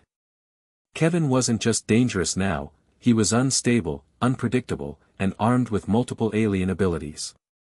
"Kevin, you need help," Ben shouted. "That mixture of powers could tear you apart." "I don't need help," Kevin snarled, his voice distorting further as the mutation spread. "I need that watch. Then I can control these changes instead of being stuck as this." He leapt upward with XLR-8 speed, nearly catching Stinkfly before Ben could react. Ben fired sticky goop that temporarily immobilized Kevin's legs, buying himself precious seconds. "This isn't over, Tennyson," Kevin roared as Ben flew higher. "I'll find you. I'll take that watch. No matter where you run, I'll be right behind you." Ben transformed into Jetray, a flying alien with even greater speed, and shot away from the collapsing warehouse. Behind him, emergency sirens wailed as police and fire trucks responded to the explosion. "What have I done?" Ben muttered as he flew toward the campsite, guilt and fear churning in his stomach. Kevin was right about one thing: this was far from over. "You did what?" Max's voice thundered through the rust bucket as Ben finished explaining what had happened with Kevin. They were speeding down the highway, putting as much distance between themselves and Bellwood as possible. "I didn't know he was after the Omnitrix," Ben defended weakly, slumped on the bench seat. "I thought he just wanted to be friends." "Ben, we warned you," Gwen said from beside him, her expression a mixture of sympathy and frustration. "Kevin was bad news from the start. And now he's even more dangerous," Max added grimly, hands tight on the steering wheel. "If what you're describing is accurate, he's absorbed multiple alien DNA signatures from the Omnitrix through your transformations, combined with whatever was in that power cell. He's like a messed up copy of me," Ben said quietly. "Except he can use multiple alien powers at once." "A Kevin 11, Gwen quipped darkly. 11 different kinds of trouble." Ben didn't respond, the weight of his mistake settling heavily on his shoulders. People could have died in that warehouse explosion. Kevin had nearly killed him. And it was all because Ben couldn't resist showing off his powers, couldn't listen to his family's warnings. "What do we do now?" he finally asked. Max sighed, his anger giving way to strategic thinking. "We keep moving. Kevin will be looking for us, and he's not the only threat. Those bounty hunters could return any day, especially after all the Omnitrix activity in Bellwood." "I'm sorry," Ben said, voice small. "I really messed up." "Yes, you did," Max replied, but his tone softened. "But beating yourself up won't solve anything. What matters now is what you learn from this. That power comes with responsibility." Ben guessed. "That, and the importance of trusting the people who care about you," Max corrected. "Gwen and I weren't trying to ruin your fun or control you. We were trying to protect you." Ben nodded, properly chastened. "I get that now." "Good," Max nodded. "Because things are likely to get worse before they get better." "How comforting," Gwen muttered. The rust bucket fell silent as they continued down the highway, each lost in their own thoughts. Ben stared out the window, watching the scenery blur past. His week as Bellwood's celebrated hero felt distant now, tainted by Kevin's betrayal and transformation. The Omnitrix, once a source of pure excitement, now felt heavier on his wrist, a reminder of the responsibility he carried and had nearly failed. 3 days later, camped in a remote forest clearing several hundred miles from Bellwood, Ben sat cross-legged by the fire, practicing controlled transformations. After the Kevin disaster, he'd taken Max's training suggestions more seriously, working to master each alien form rather than just cycling through them for show. Try partial transformations again, Max suggested, observing from a camping chair. That could be useful in situations where a full alien form would attract too much attention.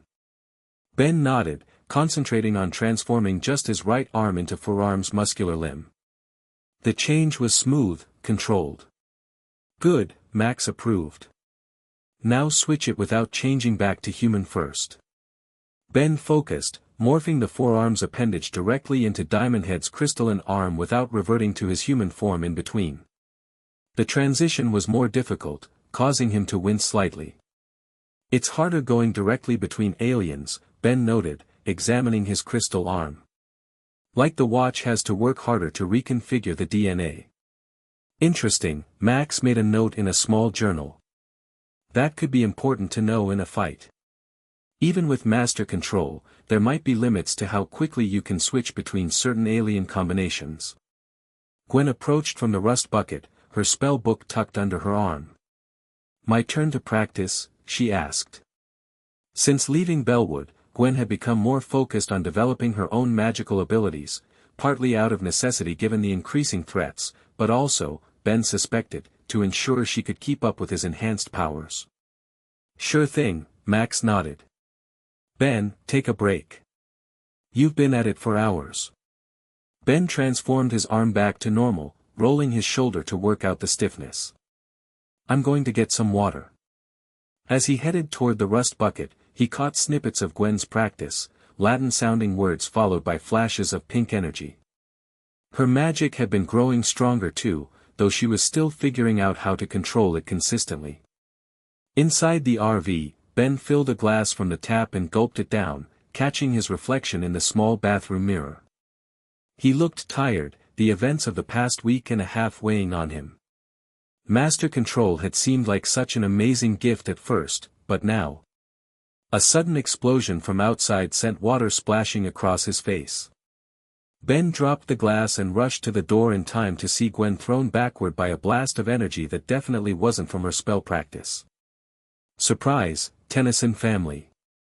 Kevin's distorted voice called out from the edge of the clearing. Miss me?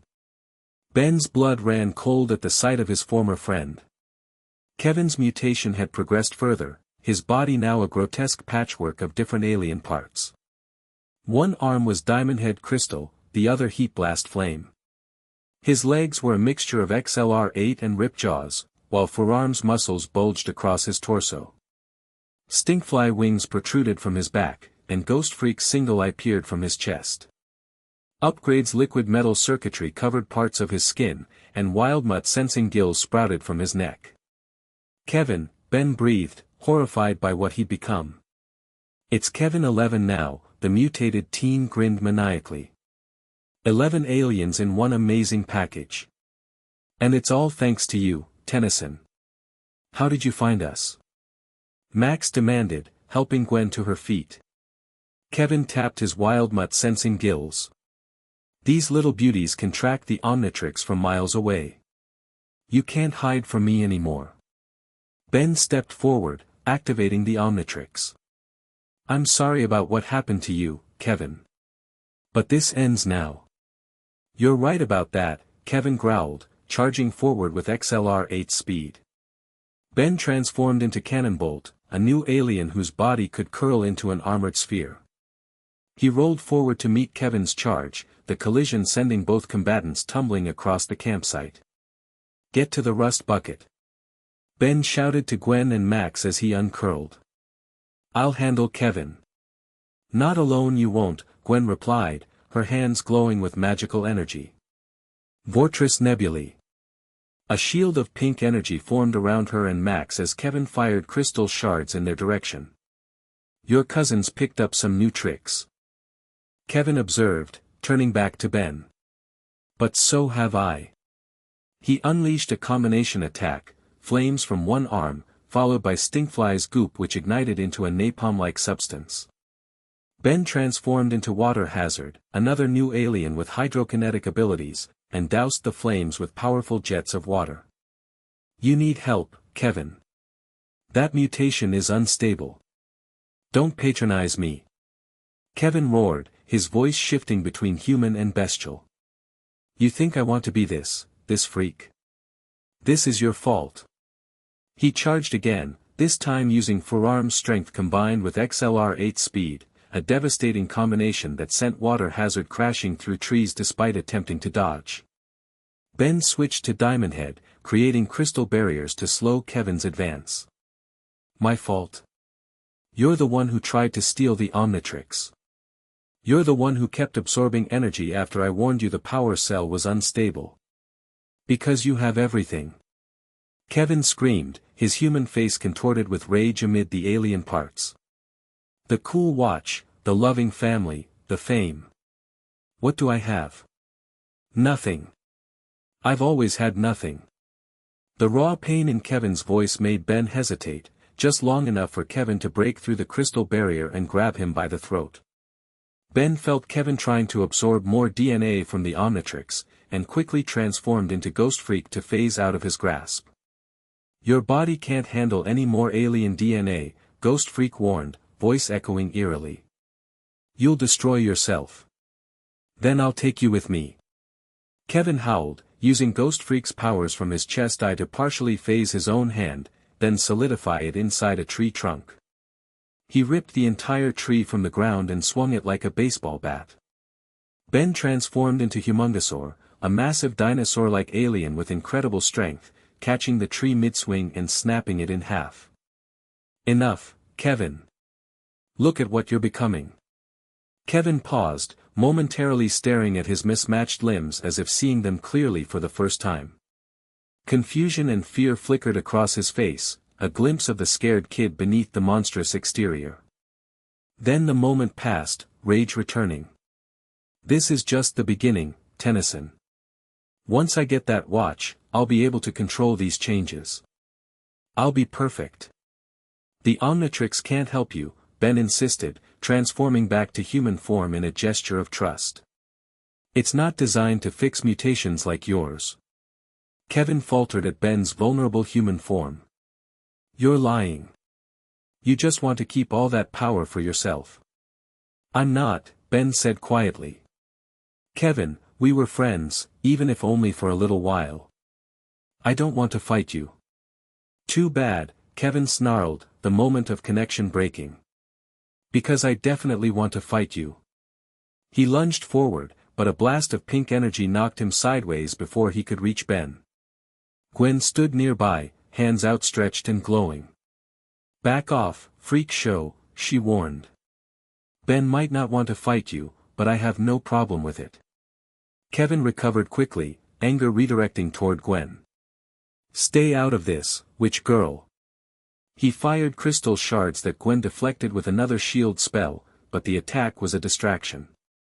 Using XLR-8 speed, Kevin circled around and grabbed her from behind. Let her go. Ben transformed into Heat Blast, flames erupting around his fists. Make me, Kevin challenged, Diamond Head claws at Gwen's throat. One move and cousin dearest gets ventilated. Animo cataractum. Gwen suddenly shouted, her entire body glowing with magical energy. The spell created a concussive blast that forced Kevin to release her. Ben seized the opportunity, transforming into a new alien, a massive, white-furred yeti-like creature he called Shocksquatch. Electricity crackled around his body as he charged Kevin, tackling him away from Gwen. You want power? Shocksquatch growled in a Canadian-accented voice. Try this, eh? He unleashed a massive electrical discharge directly into Kevin's body. Kevin screamed, his mutated form convulsing as the electricity overloaded his systems. The various alien parts of his body sparked and fluctuated, as if fighting against each other. Too much. Kevin gasped. Can't control it. Ben stopped the electrical attack, transforming back to human form. Give up, Kevin. Let us help you. For a moment, it seemed like Kevin might actually surrender. His mismatched body trembled, the fight temporarily drained from him. Then his gaze hardened again. "This isn't over," he growled, using Stinkfly's wings to launch himself skyward. "I'll be back, Tennyson. Count on it." Ben watched him disappear into the clouds, a mixture of relief and regret washing over him. Gwen approached, slightly battered but otherwise unharmed. "You okay?" she asked. "No," Ben admitted. "This is my fault, Gwen. If I hadn't shown off to Kevin, if I'd just listened to Grandpa Max." "Hey," she put a hand on his shoulder. "Kevin made his own choices. You tried to help him, even after he betrayed you." Max joined them, surveying the destruction of their campsite. "We need to move again. Kevin will be back, and he might bring friends next time." "Friends?" Ben frowned. Who would team up with Kevin in that state? "Anyone who wants the Omnitrix badly enough," Max replied grimly. "Kevin may be unstable, but he's also powerful. The wrong people could use him as a weapon against us." The implications settled heavily on Ben's shoulders. "So where do we go now?" Max glanced at the rust bucket, which had thankfully survived the battle intact. "I have a plumber safe house in mind. Off the grid, well stocked. We'll regroup there and figure out our next move." As they packed up what remained of their campsite, Ben couldn't shake the image of Kevin's mutated form, a physical manifestation of power corrupted, of potential turned destructive. It was a walking, talking reminder of what Ben himself could become if he let the Omnitrix's power go to his head. "I won't end up like that," Ben promised himself quietly, looking at the Omnitrix. No matter what. The plumber safe house turned out to be an underground bunker hidden beneath an unassuming cabin in the mountains. As Max entered a complex sequence into a hidden keypad, Ben and Gwen exchanged impressed glances. "Okay, Grandpa's definitely not a normal plumber," Ben whispered. "You think?" Gwen rolled her eyes. The floor of the cabin's main room slid open, revealing a spiral staircase leading downward. Max gestured for them to follow him. "Home sweet home, at least for now," he said as they descended. "I haven't used this place in years, but it should still be operational." The bunker was surprisingly spacious, a main living area with basic furnishings, a small kitchen, sleeping quarters, and most impressively, a high-tech command center filled with equipment Ben didn't recognize. "Whoa," Ben breathed, taking in the alien technology. "Grandpa, what is all this?" Max flipped a series of switches, bringing the systems online. "Standard plumber outpost. Communications, defense systems, database access, everything we need to figure out our next move. And maybe learn more about master control?" Ben asked hopefully. "That's the idea," Max nodded, typing commands into a console. The plumbers had some information on the Omnitrix, though it was classified even within the organization. Gwen explored the room, stopping at a table covered with strange symbols. "What's this?" "Training materials for basic magic users," Max replied without looking up. The plumbers kept tabs on all forms of unusual abilities, including what you might call magic. Gwen's eyes widened. "You mean my powers? You knew about them before they manifested?" Max paused his typing. "I had suspicions. Magical aptitude often runs in families, and your grandmother showed certain abilities." "Grandma Verdona was magical?" Gwen gasped. "Why didn't you ever tell us?" "There's a lot I haven't told you kids," Max admitted. "Partly to protect you, partly because I thought those days were behind me." He gestured around the bunker. "Obviously, I was wrong. So what's the plan?" Ben asked, examining various alien gadgets on the shelves. "Hide out until Kevin gives up." "Because that doesn't seem likely." "No, we prepare," Max replied, pulling up schematics on a large screen. "Kevin may be our most immediate concern, but he's not the biggest threat heading our way." The screen displayed a star map with several blinking dots moving toward Earth. What are those? Gwen pointed at the dots. Ships, Max explained grimly. Bounty hunters, collectors, and others interested in acquiring the Omnitrix. The Plumber network has been tracking increased activity since your master control activation, Ben. Ben swallowed hard. How many? At least 6 distinct signatures. Possibly more. Great, Ben groaned. So we've got Kevin the Angry Mutant, plus an alien invasion force, all gunning for my wrist. Which is why we need to be ready, Max said firmly. Ben, I want you training with your aliens, not just the flashy transformations, but strategic applications, combinations, and tactics. And me? Gwen asked. Max nodded to the table of magical symbols. Those materials should help you refine your abilities. We'll need every advantage we can get. For the next 3 days, the bunker became their training ground. Ben practiced with forms he'd rarely used, discovering new applications for familiar aliens and mastering the capabilities of new ones. He learned to transform specific body parts independently, to transition between aliens with minimal energy expenditure, and to combine alien abilities in creative ways. Gwen, meanwhile, immersed herself in the magical texts, her spells growing more powerful and precise.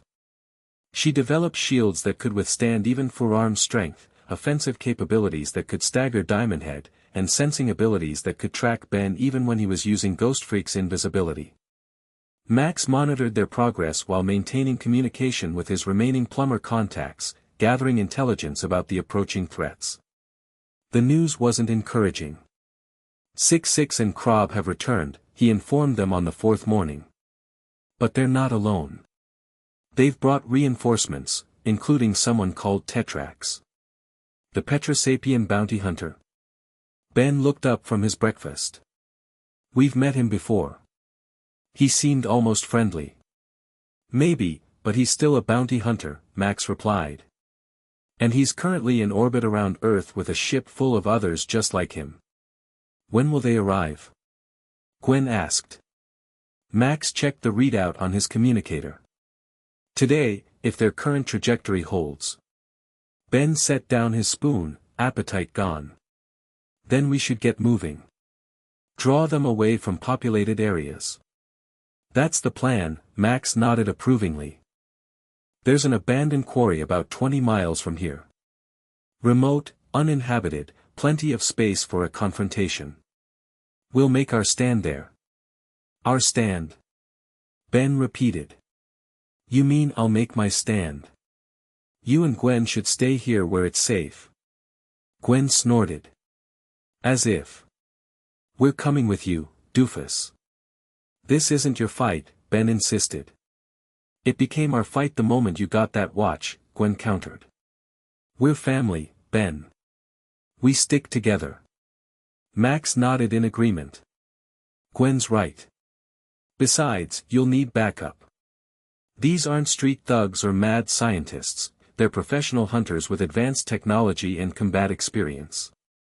Ben wanted to argue further but recognized the determination in their faces. Fine, but you stay back unless absolutely necessary. I don't want either of you getting hurt because of me. Noted, Max said, already gathering equipment from around the bunker. Now gear up. We leave in 20 minutes. The quarry stretched before them like an alien landscape, terraced walls of exposed rock descending to a dusty floor scattered with abandoned equipment. The rust bucket was parked on the highest ledge, giving them a commanding view of the entire area. No sign of them yet, Gwen reported, lowering a pair of binoculars. Maybe they're running late. Bounty hunters aren't known for their punctuality, Max replied, checking the modified weapons he'd brought from the bunker. They'll come when they're ready. Ben paced nervously along the quarry's edge, the Omnitrix occasionally flashing as if sensing his anxiety. Maybe they changed their minds. Decided the Omnitrix wasn't worth the trouble. Unlikely, Max shook his head. The Omnitrix is the most valuable device in the galaxy, especially with master control unlocked. They'll come. As if on cue, the sky darkened as a massive shadow passed overhead.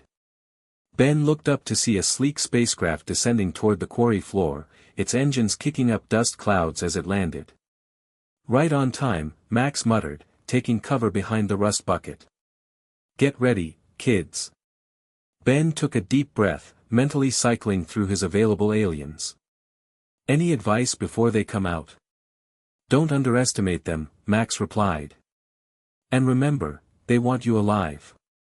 The Omnitrix is useless to them if they can't remove it safely from your wrist."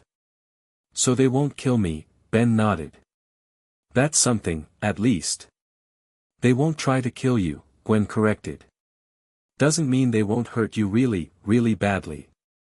"Thanks for the clarification," Ben rolled his eyes. The ship's main hatch opened with a hiss of escaping air. A ramp extended, and down it marched an intimidating procession of bounty hunters. 6-6 and Krob led the way, followed by 3 new alien species Ben didn't recognize, and finally, the crystalline form of Tetrax Shard. "Tennyson." Tetrax's voice carried across the quarry. "We know you're here. Show yourself." Ben glanced at Max, who nodded grimly. "Stick to the plan." "What plan?" Gwen whispered. "We barely had time to make one." "The plan where I kick their butts and they go home disappointed," Ben replied, transforming into Jetray. The manta ray-like alien shot into the sky, circling once before landing on a boulder across from the hunters. "Looking for me?" "Ben Tennyson," Tetrax stepped forward. "This doesn't have to be difficult. Deactivate the Omnitrix and come with us. No one needs to get hurt. Except whoever hired you to collect me like some trophy," Ben retorted. "Not happening, Crystal Face." 6-6 chittered something in his incomprehensible language, raising a weapon. "My colleague suggests we take a more direct approach," Tetrax translated dryly. "I'm inclined to agree. Last chance, Tennyson. Surrender, or we take you by force." Ben transformed into Humongousaur, growing to his full 30-foot height. "I'd like to see you try." What followed was chaos. The bounty hunters scattered, attacking from multiple directions with an array of advanced weapons. Krob burrowed underground while 6-6 took to the air. The 3 unknown aliens spread out, each deploying different tactical approaches. Ben met their initial assault with raw strength, smashing Humongousaur's fists into the ground with enough force to create a shockwave that knocked several hunters off balance. Then he transformed into Big Chill, using intangibility to avoid energy blasts while freezing 6-6's jetpack mid-flight.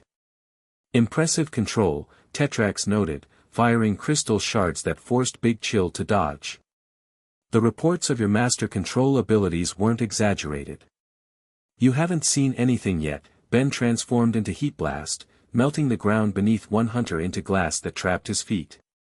From her position behind the rust bucket, Gwen provided support with magical barriers that deflected attacks heading toward Ben's blind spots. Max, meanwhile, used his plumber weapons to neutralize some of the hunter's more dangerous equipment. "The old man has plumber tech," one of the unknown aliens shouted. "Krob, take him out." Krob burst from the ground behind the rust bucket, pincer aimed at Max. Before he could attack, Ben transformed into XLR-8, racing to intercept the crab-like hunter and delivering a series of high-speed punches that dented his exoskeleton. "Stay away from my grandfather," Ben warned, transforming into forearms to lift Krob bodily and hurl him into 6-6, who was just recovering from his frozen jetpack. "Ben, behind you!" Gwen shouted. Ben turned to see one of the unknown aliens, a gelatinous blob with multiple eyes, launching itself at him. He transformed into Heat Blast just in time, the intense heat causing the blob to recoil with a pained gurgle. 6 against 1 isn't very sporting, Ben taunted, switching to Diamond Head as Tetrax approached. "Especially when that one can be anyone he wants." Tetrax and Ben circled each other, both in crystalline forms. "You've improved since our last meeting," Tetrax observed. "But you're still untrained, undisciplined." "Maybe," Ben acknowledged, "but I'm learning fast." Their crystalline fists clashed with the sound of grinding stone. Despite his experience, Tetrax found himself matched by Ben's versatility. Every time the bounty hunter gained an advantage against one alien form, Ben would switch to another that countered Tetrax's tactics. Meanwhile, the other hunters regrouped for a coordinated attack. 6-6 deployed a net that crackled with energy, designed to disrupt the Omnitrix's transformations. Krob circled to block Ben's escape routes.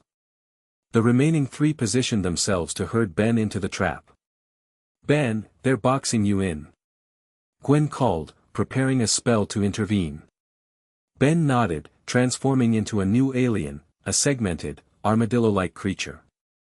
"Let's roll with it." Armadillo slammed his jackhammer-like arms into the ground, creating a localized earthquake that destabilized the hunter's footing. In the confusion, Ben transformed into Fast Track, racing around the quarry at supersonic speed to disarm the hunters one by one. Weapons went flying as the blue blur streaked between them. "Enough games," Tetrax growled, deploying a device from his belt. Containment Protocol. The device emitted a pulse of energy that washed over the quarry. To Ben's horror, the Omnitrix suddenly sparked and flickered. "What did you do?" Ben demanded, transforming back to human form against his will. "Omnitrix suppression field," Tetrax explained, approaching slowly. "Temporary, but effective. No transformations for the next 5 minutes." The bounty hunters closed in, confident in their advantage. Ben backed away, looking desperately toward the rust bucket where Gwen and Max had taken cover. "Now then," Tetrax continued, "we can do this the easy way, or..." A blast of pink energy struck the ground between Tetrax and Ben, followed by Gwen's voice, "How about neither?" She emerged from behind the rust bucket, hands glowing with magical energy, a determined expression on her face. "You want my cousin? You go through me first." "And me?" Max appeared beside her, wielding what looked like a modified plumber weapon. The bounty hunters paused, reassessing the situation. 6-6 chittered something to Tetrax, who nodded. "The humans are irrelevant," Tetrax declared. "Take them down. Non-lethal force only." 6-6 and 2 other hunters advanced toward Gwen and Max, while Tetrax and Krob continued toward Ben. 5 minutes is a long time, Tennyson, Krob clicked his pincers menacingly. "A lot can happen in 5 minutes. "Yeah," Ben agreed, backing toward a piece of abandoned quarry equipment. "Like this." He grabbed a loose piece of metal and swung it like a baseball bat, catching Krob by surprise. The improvised weapon didn't do much damage to the hunter's exoskeleton, but it bought Ben precious seconds to run. Meanwhile, Gwen was holding her own against 6-6, her magical shields deflecting his attacks while Max used his plumber weapon to immobilize one of the other hunters with some kind of energy restraints. "The girl has power," one hunter observed as his acid projectiles dissolved against Gwen's shield. "Anodite energy signatures," another noted. "Unexpected." Tetrax pursued Ben through the quarry, his crystalline form allowing him to absorb impacts that would have slowed others. "You can't run forever, Tennyson. The suppression field follows you." "Don't need forever," Ben called back. "Just 4 more minutes." He ducked behind a massive excavator, mind racing. Without the Omnitrix, he was just a kid against alien bounty hunters. But he wasn't helpless. Ben had learned more than just how to use alien forms in the past 2 weeks, he'd learned strategy, timing, and resourcefulness. Spotting the excavator's controls, Ben grinned. "Let's see if this still works." To his surprise, the old machine rumbled to life when he pulled the starter lever. The control panel lit up, dusty but functional. Ben had no idea how to properly operate an excavator, but he didn't need to be an expert to cause chaos. He pushed levers randomly, sending the massive mechanical arms swinging wildly. The unexpected movement caught Tetrax off guard, the heavy metal bucket glancing off his crystalline body with enough force to knock him back.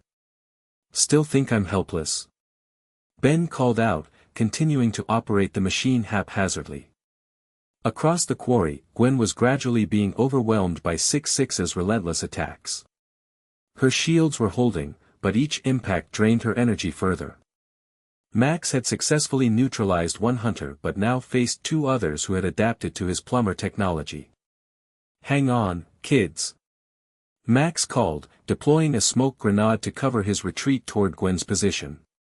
Ben checked his watch, normal watch, not the Omnitrix, and gritted his teeth. 3 more minutes before transformations would work again. He needed to buy time and help his family. Abandoning the excavator, Ben scrambled up a steep quarry wall to gain height advantage. From his elevated position, he began hurling rocks down at the hunters below, aiming for their weapons and visors. "Is this the best you can do without your precious Omnitrix?" Krob taunted, easily deflecting the projectiles with his armored pincer. "Pathetic." "Maybe," Ben acknowledged. "But effective." He pointed behind the hunter, where the rocks had been a distraction from his true target, an old dynamite storage shed with warning signs plastered across its door. Ben's last rock struck the shed's rusted lock, breaking it open. Inside, ancient but still potent explosives waited, not enough to seriously harm the hunters, but sufficient to create confusion. "Gwen! Grandpa! Take cover!" Ben shouted, throwing one final rock that struck a piece of quarry equipment near the shed. The resulting spark ignited leaking chemicals, which in turn set off a chain reaction.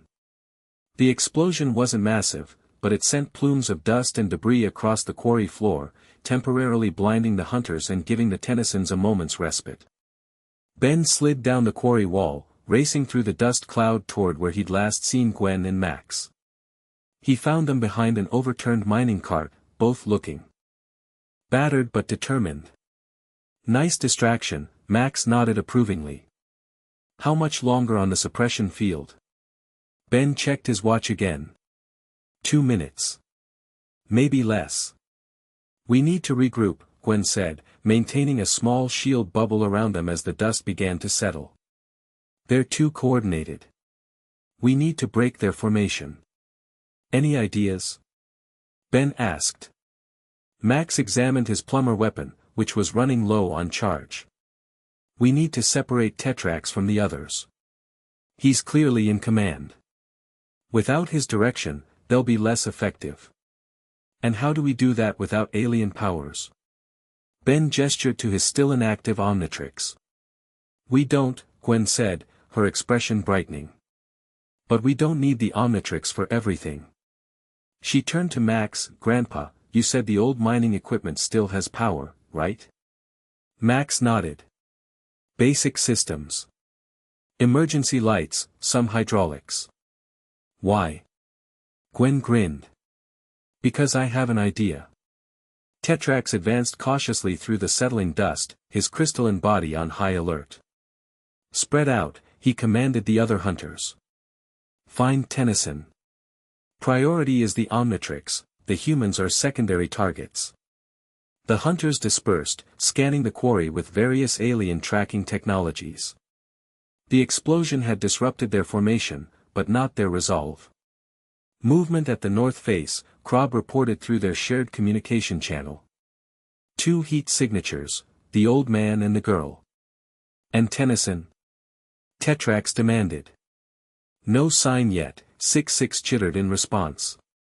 "But the Omnitrix suppression field is still active. He can't have gone far." Tetrax frowned beneath his crystalline features. Something felt wrong about this situation. Despite being temporarily deprived of the Omnitrix's powers, Tennyson was proving more resourceful than anticipated. "Approach with caution," he ordered. "The boy has demonstrated unexpected tactical abilities." As the hunters converged on the north face, floodlights suddenly blazed to life throughout the quarry, powered by emergency generators Max had activated. The brilliant illumination temporarily blinded the hunters, whose vision was adapted for the dim conditions following the explosion. "What the?" Krob shielded his visual sensors.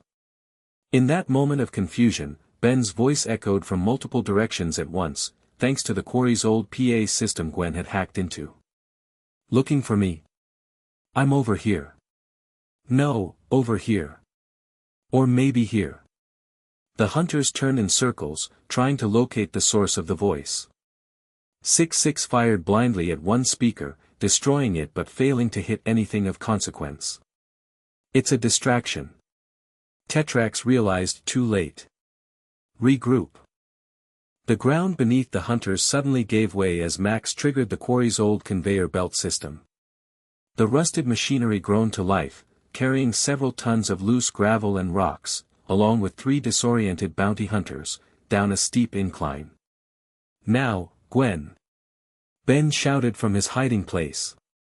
Gwen emerged atop a quarry ledge, hands glowing with pink energy. Turbo, she cried, amplifying the natural wind currents into a localized tornado that caught the falling debris and hunters, spinning them in a controlled vortex of dust and stone. Tetrax, separated from the others, spotted Ben making a run for higher ground. Tennyson, he roared, launching himself in pursuit. Ben ducked behind an old crane, checking his watch one last time. Come on, 30 more seconds. A crystal shard embedded itself in the metal beside his head. No more running, Tetrax declared, approaching steadily. I admit, I'm impressed by your resourcefulness without transformations. Perhaps there is more to you than just the Omnitrix. Thanks for noticing, Ben replied, edging away as he kept one eye on his watch. So maybe you should reconsider this whole kidnap Ben plan. I mean, we could talk this out, right? My employer is not interested in negotiation, Tetrax said firmly. The Omnitrix belongs with those who understand its power. And who's your employer? Ben asked, buying precious seconds. Vilgax. Some alien collector. The guy who made the watch in the first place. Something flickered across Tetrax's crystalline features. That's not your concern. It kind of is, since it's attached to my wrist, Ben countered. He glanced at his watch again, 10 seconds. Tetrax lunged forward, crystal hand reaching for Ben's arm. Time's up, Tennyson. Couldn't agree more, Ben grinned as the Omnitrix suddenly flashed green, the suppression field finally wearing off. In an instant, he transformed into feedback, absorbing the energy from Tetrax's momentum and channeling it back as a concentrated blast that sent the bounty hunter flying. I'm back, baby.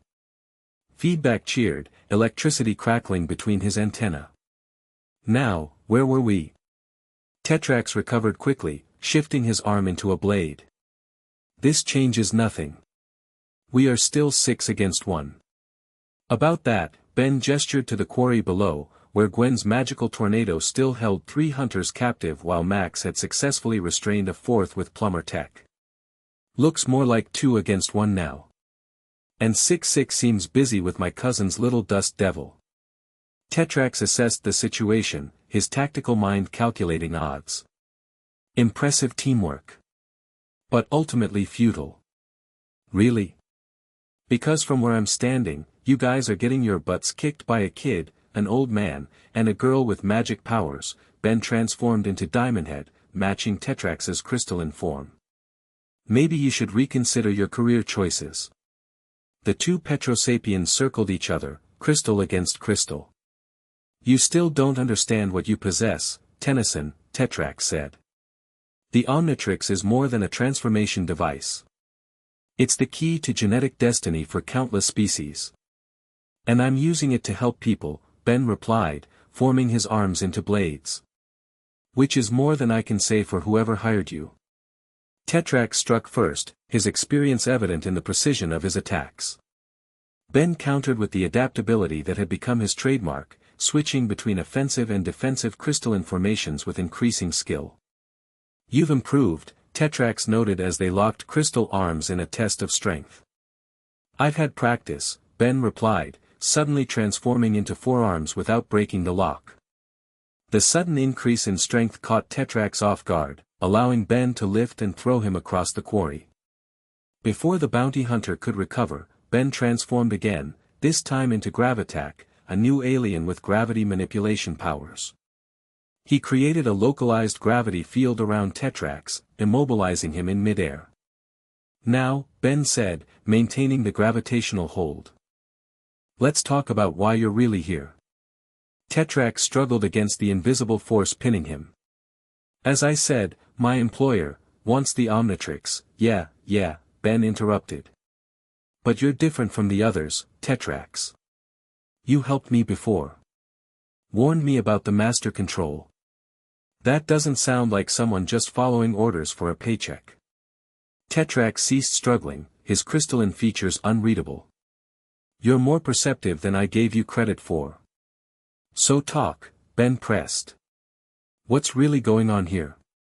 After a moment's hesitation, Tetrax sighed, an odd sound coming from his crystalline form.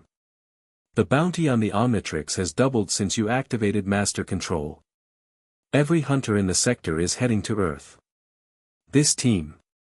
He gestured to his fellow hunters, still mostly contained by Gwen and Max, was meant to reach you first. To capture me, Ben said flatly. To protect you, Tetrax corrected. Or at least, that was my intention. The others are genuinely after the bounty, but I came to warn you of what's coming. And what's that? Ben asked, maintaining his gravitational hold but with less intensity. Tetrax's voice lowered. Vilgax.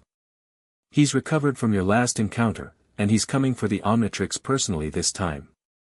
His ship will reach Earth's atmosphere by tomorrow.